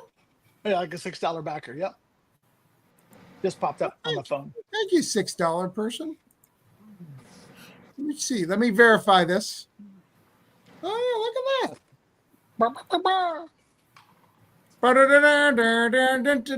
All right. Thank you, Arthur. That pen doesn't work.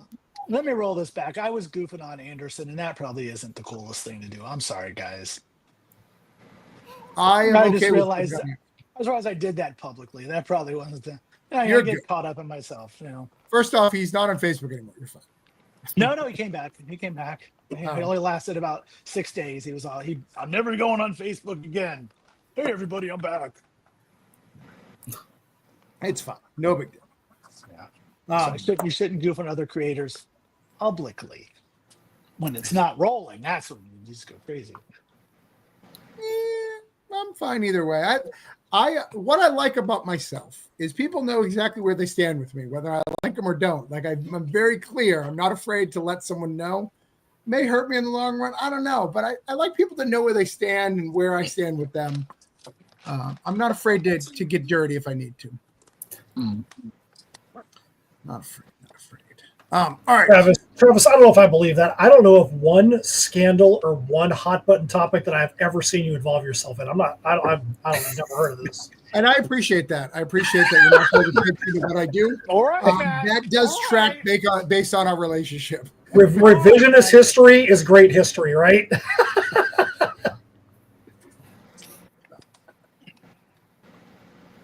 think you gotta. All right. Let's see what Dan, my long lost friend Dan. A real quick, Travis. Braden Valoria on Facebook just had a comment that you need to hear. He literally came on and said, "Has Travis had to yell at anyone yet?" So you've got people coming in just to hear you get mad. I haven't yet, but I do have to yell for Matt and myself very soon, and I think I have to. Matt, Travis likes manga plushies better than he likes me. That's not true, Fred. I like you way more than manga plushies. I do not like manga plushies. I do not like them, Sam. I am. All right, let's talk about Mr. Love here. Okay, Mr. Love. Dan, we left you at 28 backers. You're still at 28 backers. So you didn't tell anybody, and we played a video. So what happened? No, when we started, he was short one backer, and I backed. So I backed since the campaign. Since you took the count after I backed. So. And also for this campaign, all the physical backers get a sketch card that I've been drawing up this week. I've been drawing sketch cards for all the physical backers. Well, then that's just a way to say definitely a thanks. reason to back it. Definitely. There you go. It. So, Martin. Yes. By backing it before I put it on my paper, it means nothing to me. That Okay, means zero. Let me withdraw my pledge. Right. Withdraw it. It means nothing to me. So I care only about what's on my paper. My paper is the law. It's like Judge Dredd. Well, then he's giving away a sketch card. People, come on. Why would you? Exactly. Let's talk about Mr. Love. Dan loves Mr. Love. Mr. Love. Yeah, Mr. Love is just some goofy kind of character. You know, Mr. Love is that Cupid that's not good. Sometimes if you ever been in a bad relationship and you want to blame somebody, you blame Cupid, kind of like, kind of like me and my Cupid, ex-wife, right? Yeah. Yeah. Cupid shot the wrong guy, Yeah. And why not the wrong girl, Martin? Take that back. Girl. Martin's a great guy. No, wrong guy there. I'm the wrong guy. So yeah, that's just that concept that I did, and we just took it and ran with it. And this is also the first book that I'm part of that's going to be in color. So I'm excited about that because I'm normally a black and white comic guy, and this is also a collaboration with a good group of guys, Electromagnetic Press, and Mark Fisher is the writer on that. Yeah, they put out some good books. They just had one called My Name is Lady. It was a recent one, and a graphic novel called The Omens. So there's a couple of projects that they've done lately. And like I said, it's a little bit different than what I normally do. I normally do like horror action, where this is more, like I said, slice of life. Dabbles a little bit in relationships, but really I like to put odd characters in a book and just see what comes out, So, yeah. And like I said, the twist at the end is going to be really cool. Okay, it's going to open up. I wish I could talk about the mysterious character at the end of the book, but Well, can we talk about who this girl's head's drinking? Like, what's happening here? Like, he seems to be enjoying it. Yeah.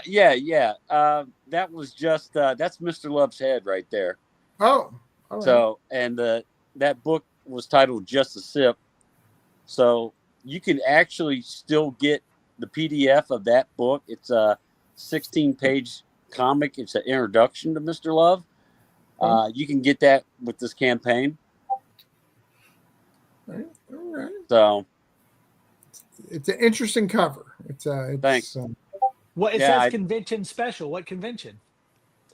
just I printed up a small number of books to take to shows with me. Okay. So that at the time that was the only place you could get a copy of it. I get it. So, but now that with this campaign, we're offering it as a PDF. So we got pretty good feedback on it last year when it came out. So, but now with the one shot, and the one shot is totally new story and new art. So, so you can basically get both books and get everything up to date. And so like I said, it's a fun story. So we'll just see where it goes. Yeah. Cool. Has this what did your partners do in this? Did they write the story and you draw? Yeah. Okay. Yeah, Mark Fisher wrote the story. Mr. Love was actually a character I came up with 20 years ago. I used to be part of a group of creatives up in Columbus, Ohio called Panel. And we used to do some small press books like once a year. And I used to do Mr. Love stories in that, like short stories, 4 and 6 pagers. Right. And then I kind of put them back on the shelf for about 10, 15 years and decided to pick them back up again and, see what people thought about it. Okay. Yeah. All right. Not too many Cupid books out there. All right.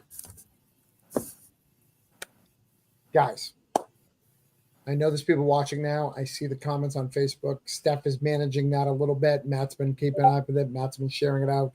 So listen, motherfucker. Dan works hard in his comic book. He normally does black and white. He doesn't even know what color looks like. He's stretching his abilities here with color to give you something new. He's not asking a lot. He wants you to check out his book. He hasn't been on the show in like 2 years. He's abandoned us because he didn't trust you guys because you guys did this to him, I'm sure, last time, and he's still angry about it. You guys didn't come up. You didn't do what you needed to do. So here we are begging for dollars now, trying to get some support for Mr. Love. So I'm going to go back to it. I'm going to refresh. I'm going to see if anything's happened. We're going to see if anybody has done what they needed to do. And if you haven't, you're dead to me. You're all dead to me. So if next time you're like, hey, I want to be in the next Cthulhu Invades Fairy Tales, I'll be like, I want you to go to hell. That's what I'm going to say. I want you to go to hell and die is what I'll tell you. So if you want to be part of something bigger than yourself, this is the time. If you believe in love. If you believe in love. If you believe in Martin's 8-month marriage, this is the one. Hey, there's unicorns, record store vampires. Okay. Freaking talking dog detectives. There's a 70s disco murder, and when you find out who committed the murder, it's a certain celebrity from back in the day. It's pretty funny. So, like I said, we got all kinds of stuff in this one, man. Nice. And just so you know, Dan fixes pinball machines. So, like, next time you're at a pinball machine, it's broken. It's because Dan is crying because nobody backed his book and he couldn't fix his machine because of the dread that he was in. So that Led Zeppelin rare pinball machine will never get fixed. That's right. Because of this. Do you guys remember the old? Probably only Martin remembers. Do you remember the old Doctor Who pinball machine, Martin? Yes, I do. Yes. Yeah. Tom Baker, right front center on that one. Yeah. It was so good. It was so good. Even before I fully knew what Doctor Who was, like it would switch the doctors, and it would like switch the sounds per the doctors. It was so good. Yeah, it's a good one. A friend of mine has one for sale. If anybody's interested. How much? I think he wants $4,500. Where do you live? Where does he live? That a good price? Is that a good price for that? Yeah, it's a pretty good price for that. He's been the same owner for a while. It works and everything. No issues. He's in up near Dayton, Ohio, near me. Do you have pinball machines in your house, Dan? My wife won't let me put them in the house.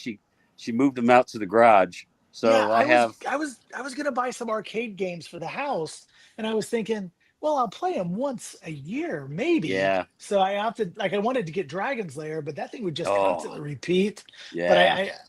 But I opted not to do it, and I kind of think it probably was a better idea not to have that stuff because it takes up so much room. Yeah, you could do the arcade one-up of Dragon's Lair if you want, but if you try to get an original arcade version of Dragon's Lair, man, you're looking at least $3,000 to $4,000 still. It's crazy. I actually, in my garage, I have the laser disc from one of the Dragon's Lair machines because I had a laser disc player, and that's all it really was a laser disc that with remotes that would activate different chapters on the disc. It was pretty cool technology for, what was it, 1984, 85? Yeah, 84, I think. I could never get past the first jump, so I've never seen anything beyond that first jump. A buddy of mine had one, so I cheated one night and threw like 100 credits on it and finally got through it. Well, Dragon's Lair was kind of random because they would do like different boards, but the ending was always the same with Daphne and you would rescue her. Now, Space Ace, though, wasn't Space Ace like a direct story from beginning to end? Yeah, I think so. Yeah, I think Dragon's Lair 2 had a a story where he was lost in time. I never played Dragon's Lair 2. It's not bad. I have a Mortal Kombat machine here. Mortal Kombat 2. Nice. So, do you play it a lot though? That's the thing. No, holidays. So like Christmas, the kids will come over and play it, and then I'll remember to play it. I would probably play it if my wife would print out the fatality sheet, because the biggest part is getting my phone back from my kids so I can look up fatality because I only remember Sub-Zeros. Oh yeah. You know what? I showed my kids they come out to the game room sometimes. They had no interest in pinball. Their friends are over. I'm like, you guys want me to turn on the games? Show you how to play pinball, man. It's really cool. And they're like, we're not interested in your old people stuff. I'm like, all right, losers. It's like that scene in Back to the Future too. You have to play with your hands. Oh, right. If I ever had like $8,000 that I wanted to burn and I had room for it, I would absolutely get Bride of Pinbot, which I think is the best pinball machine ever. Oh, it's great. Yeah, Bride of Pinbot's one of the most original, creative ones. It was like part pinball machine, part video game, because there was a part at the top that literally changed with the levels. Yeah. But that game wasn't, if I'm not mistaken, that's the game with like the robot girl. I always kind of felt like I was doing something wrong when I played it as a kid. Yeah. So they made 3 of those games. It was Pinbot, then Bride of Pinbot, and then one called Jackbot. So, I think Pinbot's the one I played. Pinbot was the first one, but Bride had the female robot. Yes. And the face would move around. Yeah, that was a great game. Yeah. Well, they just came out with Harry Potter this past week. So that's the big new shiny game. So Martin and Matt, you guys haven't come to Melbourne in a while, but we have a great arcade now that is like the biggest in the Southeast or something. Oh, wow. Really, really good. It's got a big pinball room. It's got probably about 50 machines. And then it's got, all the old classic video games. And then it's got a Japanese import place where literally you have no idea what you're playing. Like you just sit and like, hope you figure it out. Like there's no English port. You just sit there and like, all right, cool. Well, crazy enough, Grant lives in Pittsburgh, and that's like the mecca of pinball. For some reason, Pittsburgh has all these pinball machines there and all these arcades. It's crazy. I didn't know that. Yeah. I don't think he takes advantage of it. The world's largest arcade is in New Hampshire at Hilltop. That's considered the world's largest. Oh, nice. But I see that you got a backer, as we've been talking. Somebody threw you a little love. So you got 2 tonight because we'll count it for the overall. So I can mark you off my list, which is nice. So who's left? You and Matt, or me and Matt? So we got to go back to Matt. Make it happen, Knowles. Got to yell about Matt. I don't have to yell about Matt most of the time. So I blame the algorithms here. So Matt normally gets a backer every time we do that. And Matt, have I ever had to yell for you? Like once, maybe. I think maybe once. I think Wait, maybe it just once. changed. It just changed. It did just change the minute we went over. Somebody was did. scared. Matt, they were Right. scared. That's exactly right. They should have been. They should have been. Good job, Matt. All right, you're good. So Matt has got his backer. Matt I always think- has good-looking Kickstarter campaigns too, man. Your campaigns always look really good from what I've seen so far. Appreciate it, man. Thank you very much. We work hard on making these things as appealing as we can. Yeah, I definitely think there's an art to it. Design it in the page and everything. Matt is in love with that game. Okay. All right. So the last one is mine. Let's do it. Let's see what we got. See where we're at. Martin, you want some sub accounts? You can go to bed early. Giving Sorry, everybody what? $1. Is that what's going on? No. I could. No. Call my ex-wife. Tell her to pledge. Your connection to your ex-wife seems very strong. I'm very concerned. All right. So I haven't got backer. So I've got a yet. Guys, I make comics. To make comics, you have to buy said comics so I can make new comics. This is the ending. This is the big finale. This is everything, right? I'm looking at Sean's book right here. Sean made a first issue. He wouldn't even have been, he'd been at the finale sooner if I didn't tell him to do another book. Oh, wait, that's not going to help. Wait. But I'm going to unbox Sean's because I thought I would. And I don't want to forget. But what would happen is if you backed Voodoo Nations, you'd get it in this nice package like this.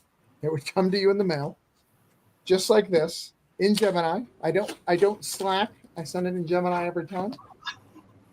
And he even uses the blue tape, Sean. Sean's got better training than I. I use just tape.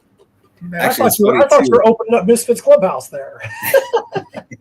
No, I got that in the other room. That's not in here. Yours isn't on the table. I do have it. I haven't opened it yet. I did get it. But yeah, look Very at this. nice. Man, It's funny too because you're talking about the Gemini mailer. I literally sent you your Gemini mailer back to you. You son of a bitch. Just put it's do this. I do the same thing. It's recycling. yeah, That's what yeah. it's all about. I had like 20 of them back I there. do that. I only do it to John Westfield because he continues to sell me this ratty ass one that I think we've sent back and forth like 10 times. I don't know, Travis. This one looks slightly used too. I don't know.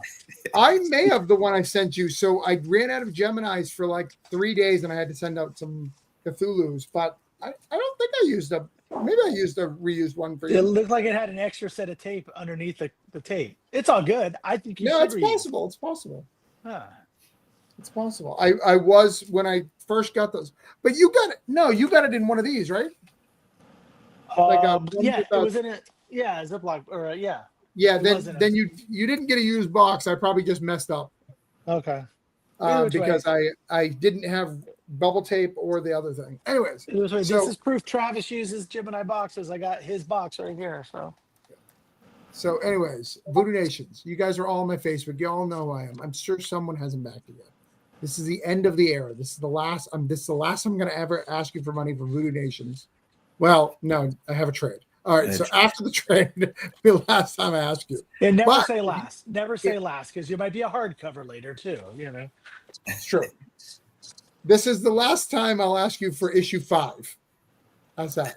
I think that's safe by itself. Until the special edition of issue 5. But then, But this book has been a labor of love. I've been doing it for a long time. I'm really happy to finally complete it.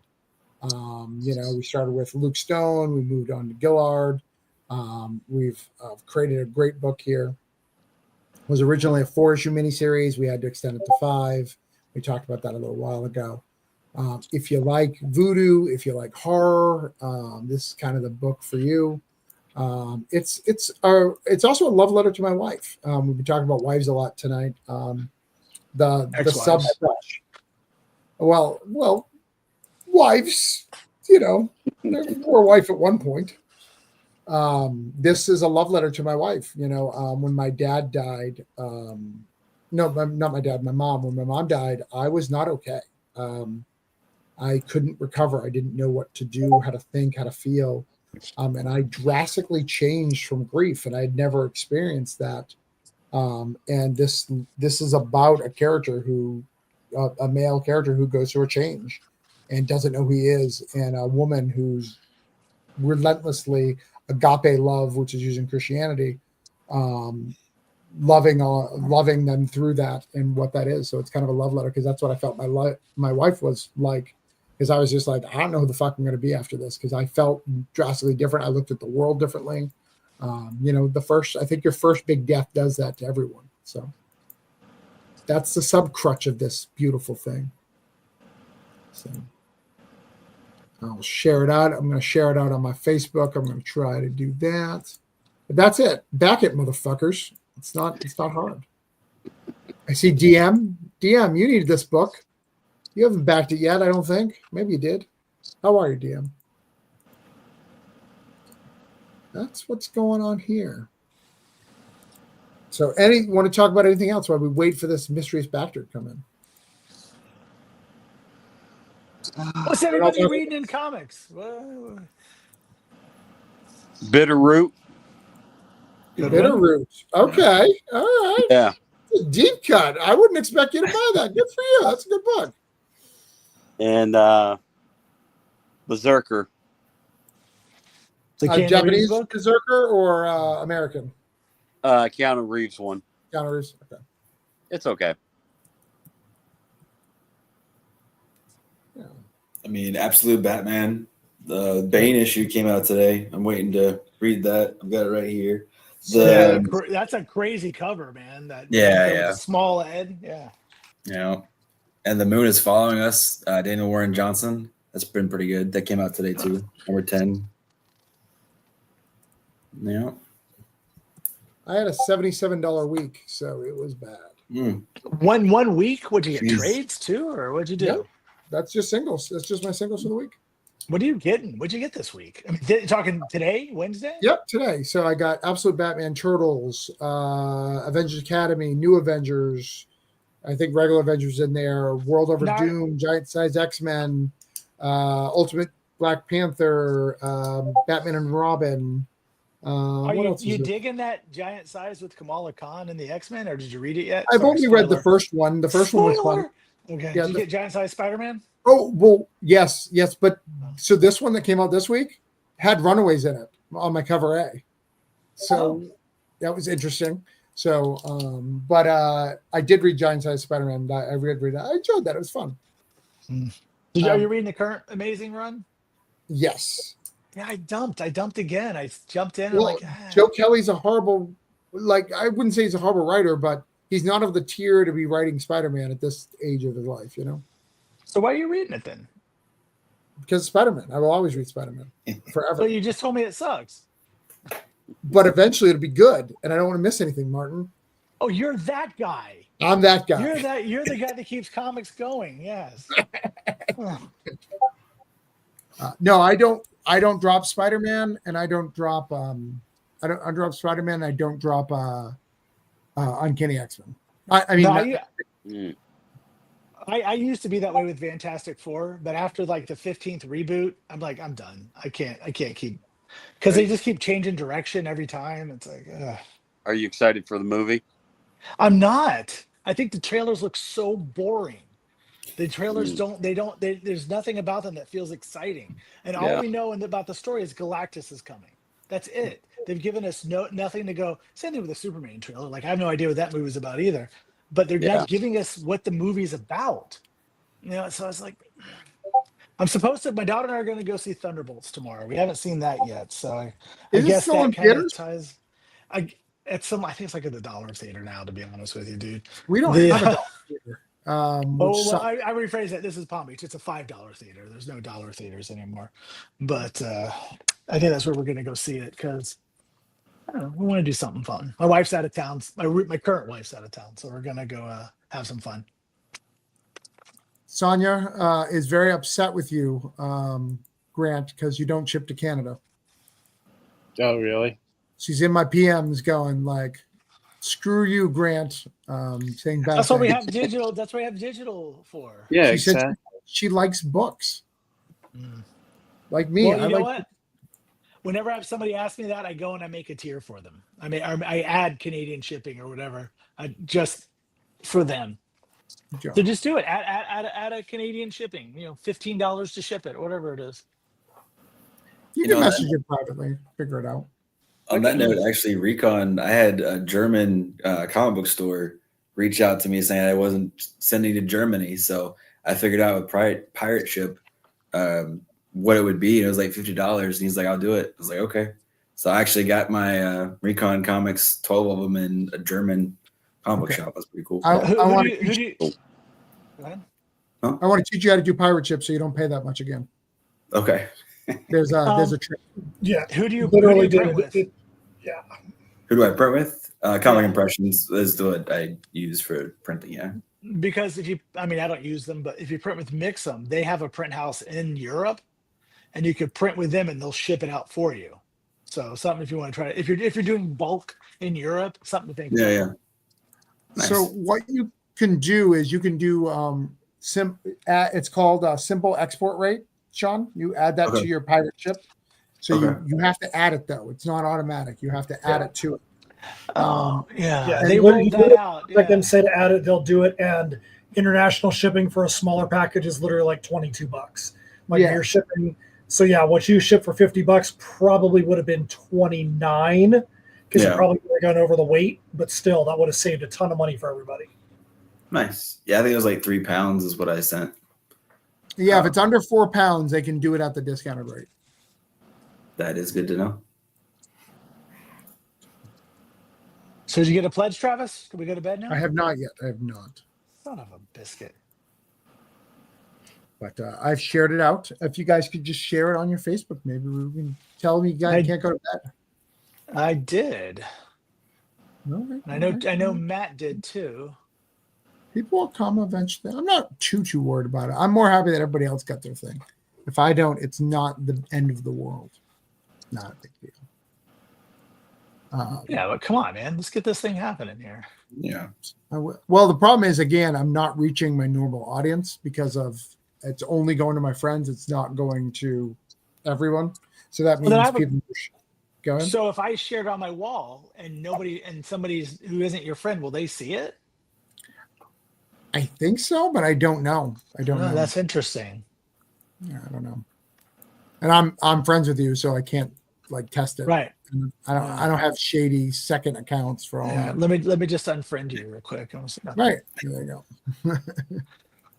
So, but yeah, you can't see my stuff, and what that affects is also, if you don't know, it also affects your followers. So your followers aren't your friends. So so I have 5,000 friends, and then I have another 2,000 followers. So those extra 2,000 aren't going to see it. Well, it says 4 people are watching it on Facebook. So that's on yours. So the 7 total. Oh, well, yeah, the 7 total because I can see Facebook. Somebody left immediately. They caught me. Yeah, look at that. That's crazy. So Joseph said, somebody's got a pledge. Come on, guys. Give me Josh. Book. Oh, well, Sonia just said she'll send me a pledge tomorrow. She sent me a message. So she said she liked everybody and she's going to go through everyone's book and try to give everybody a couple bucks tomorrow. Oh, I don't ship to Canada either. Tell Sonia thank you, and I do ship to Canada. Same. Well, and we'll throw something extra in her package just because she wanted to shame people about not shipping to Canada. We respect that, so we'll give her a couple extra steps. Yeah, shipping to Canada is only $12, so it's not that bad. I mean, throw a missing sock in there. Assuming send her 1 sock though, and tell her she's got a back for the other sock. Oh, that's sinister. Right. Tell her the other sock is waiting. So for issue 2, she can get 1 sock each. Hey, real quick, Sean, I said this on the other show is on tonight, but since you're on this one, I got to make sure you hear this. So over the last few days, we fulfilled Misfits Clubhouse, all the shenanigans so far. So Sean bought a copy of it for his kid, who was super stoked to get his copy. So Sean sent me a picture of his son holding the issue like this. We're going to put it in our newsletter. But the thing your kid probably doesn't know is at the bottom there's 2 signatures, mine and my daughter Cameron, because Cameron got a color one of the stories in this book, because the original color files for one of the stories got so screwed up we had to go back to the inks and redo it. So Cameron colored it. So I showed my daughter tonight. I'm like, look, here's a picture of one of the issues that you signed in a little kid's hands up north in the Midwest. So she was like, that's pretty dang cool. You know, she got to see it's kind of become real. Holy crap, I'm actually in a book that's getting distributed all over the country. So she thought that picture was really cool, man. Nice. That's awesome. Yep, he's been talking about it, asking when it's coming. I said it's coming soon. So he had to have that Mario Kart cover. He thought it was awesome. I love it. Emily did the Mario Kart cover there, Travis. He loves it. Nice. I don't know Emily. She's dead to me too. I'll let her know that when I do the signing with her on Saturday that she's dead to you. Yeah, tell her until she draws one Steamboat Willie for me, she's dead to me. How is he going to invade everywhere if things like this keep happening? You know? So, but no, I read a lot of comics. Going back to Martin's thing, I read a lot. What else came out? This World Tree came out this week, which is one of my favorite series. What else? Transformers. Transformers did come out this week. Free Planet, which I really liked. That came out. Are they on issue 2 now? I think I missed issue 1. It's issue 2, yeah. Yeah. It's a hard read, I'll be honest. I got that free one they gave out, or whatever that one they had at the store for free on Free Comic Day. The what I put on newsprint or whatever. But yeah, I wanted to get it because the art looked great. But you say that story's tough. It's a lot of words. It's written like I don't know. It's a lot of words, but it's crazy. Good. I feel like there wasn't a lot of words in the newsprint one, was there? Wasn't it like more just art? I think I have it over here somewhere. Let's see. Yeah, I think you're talking about Dead Planet, not Free Planet. Oh yeah. Is that what that's called? Yeah, Dead Planet, the Bad Idea book. Yeah, the Bad Idea. Yeah. Oh, I like that. Yeah. Oh, Planet Death. That's what it's called. Yeah. Yeah.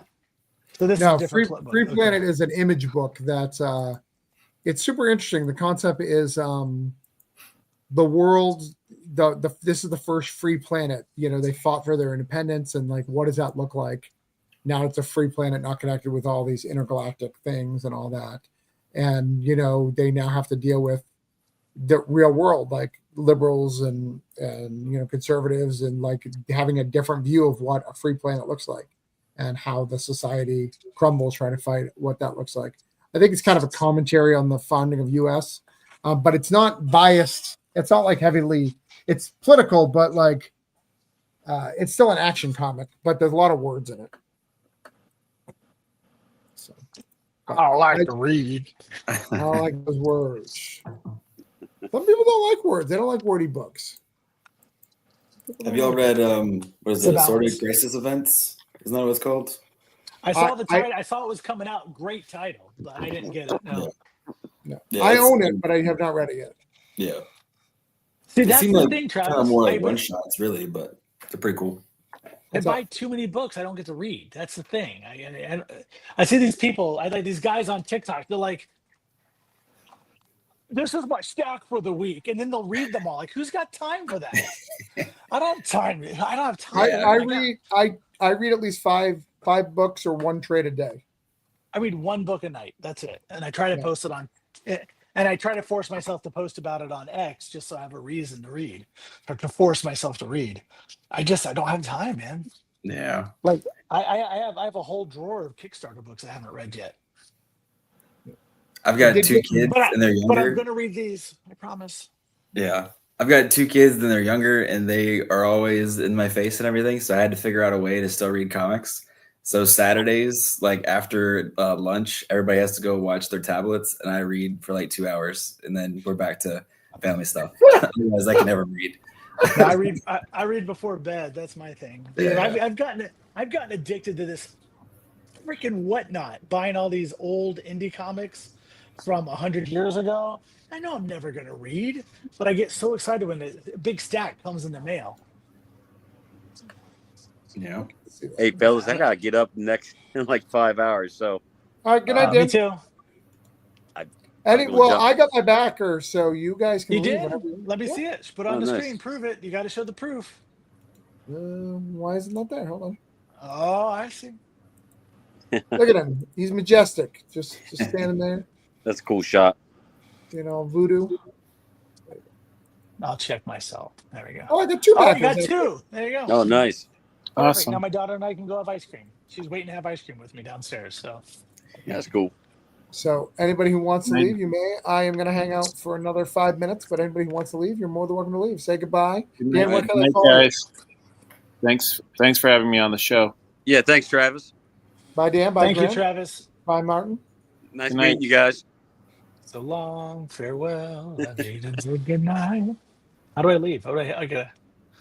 Well, I'll wait till Matt goes. I'll go with. Is I was it gonna big say, yeah, red? I gotta jump too, man. But yeah, if you guys haven't, if you're watching this and you're one of Travis's friends that didn't see it live, and you found a way to get it on the pirated Roku network or some crap like that, you want to. I am not Pops. Dude, take that back, motherfucker. How did I get a little extra anger out of you tonight? You know what I mean? But That's the first real answer you've got out of me right there. so we're gonna have 21 hours to go when we get off of this thing, and we're at $668 away from that stretch goal. 100 or 4 backers away from stretch goal. Hopefully tomorrow. Sometimes the last day is big. Sometimes the last day is a dud. Hopefully the last day actually is popping, but we'll see what happens. It's gonna be massive for you, Matt. You'll see. I promise. I hope so. I could be lying. But anyways, have You a good never night, know. guys. Right. I gotta run. Bye.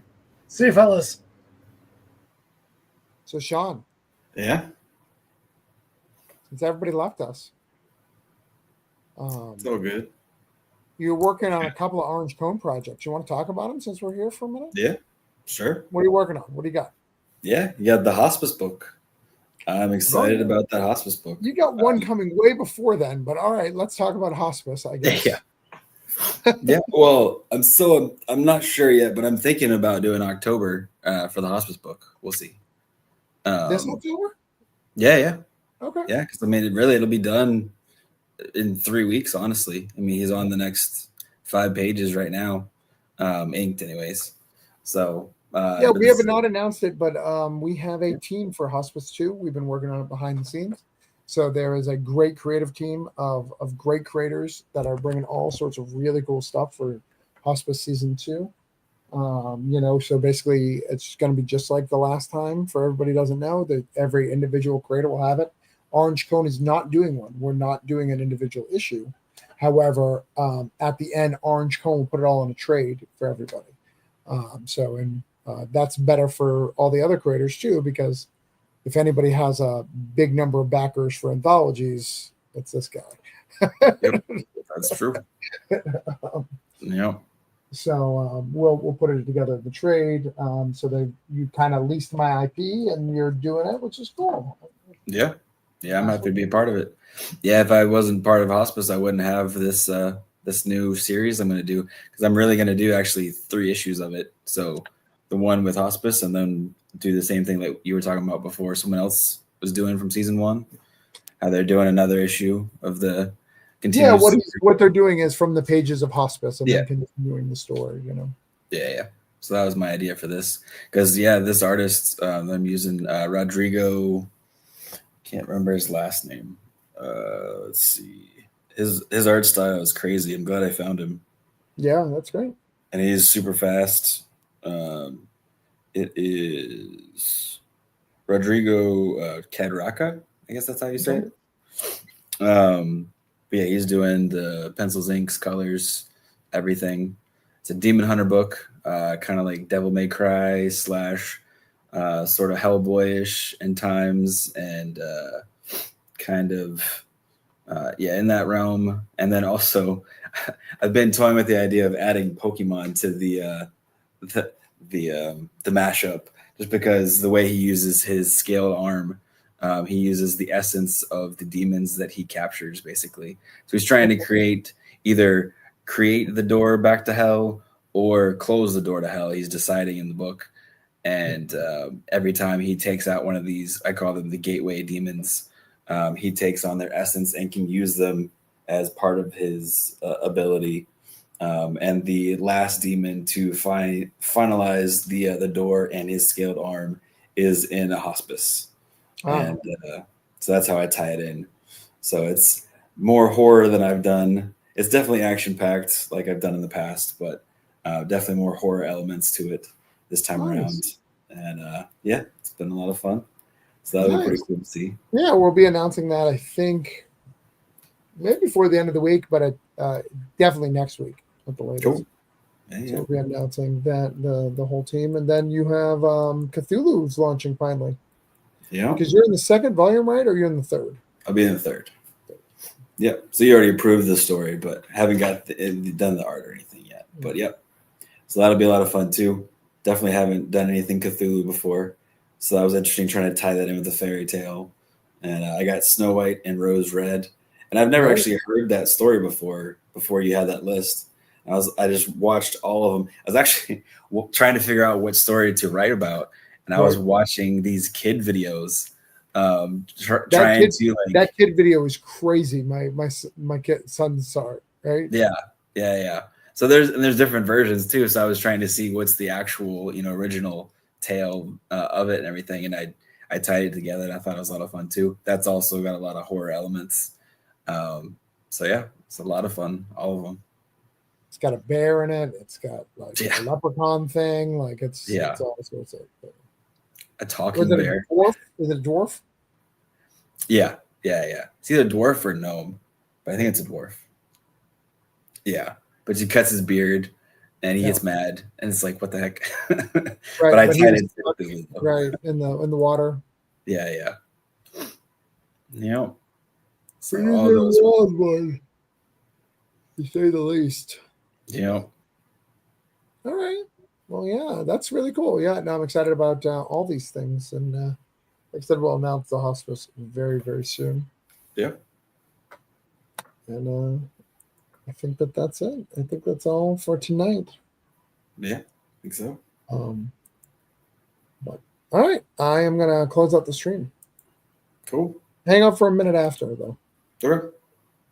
I'm tired, though, as you can see. So get the close out.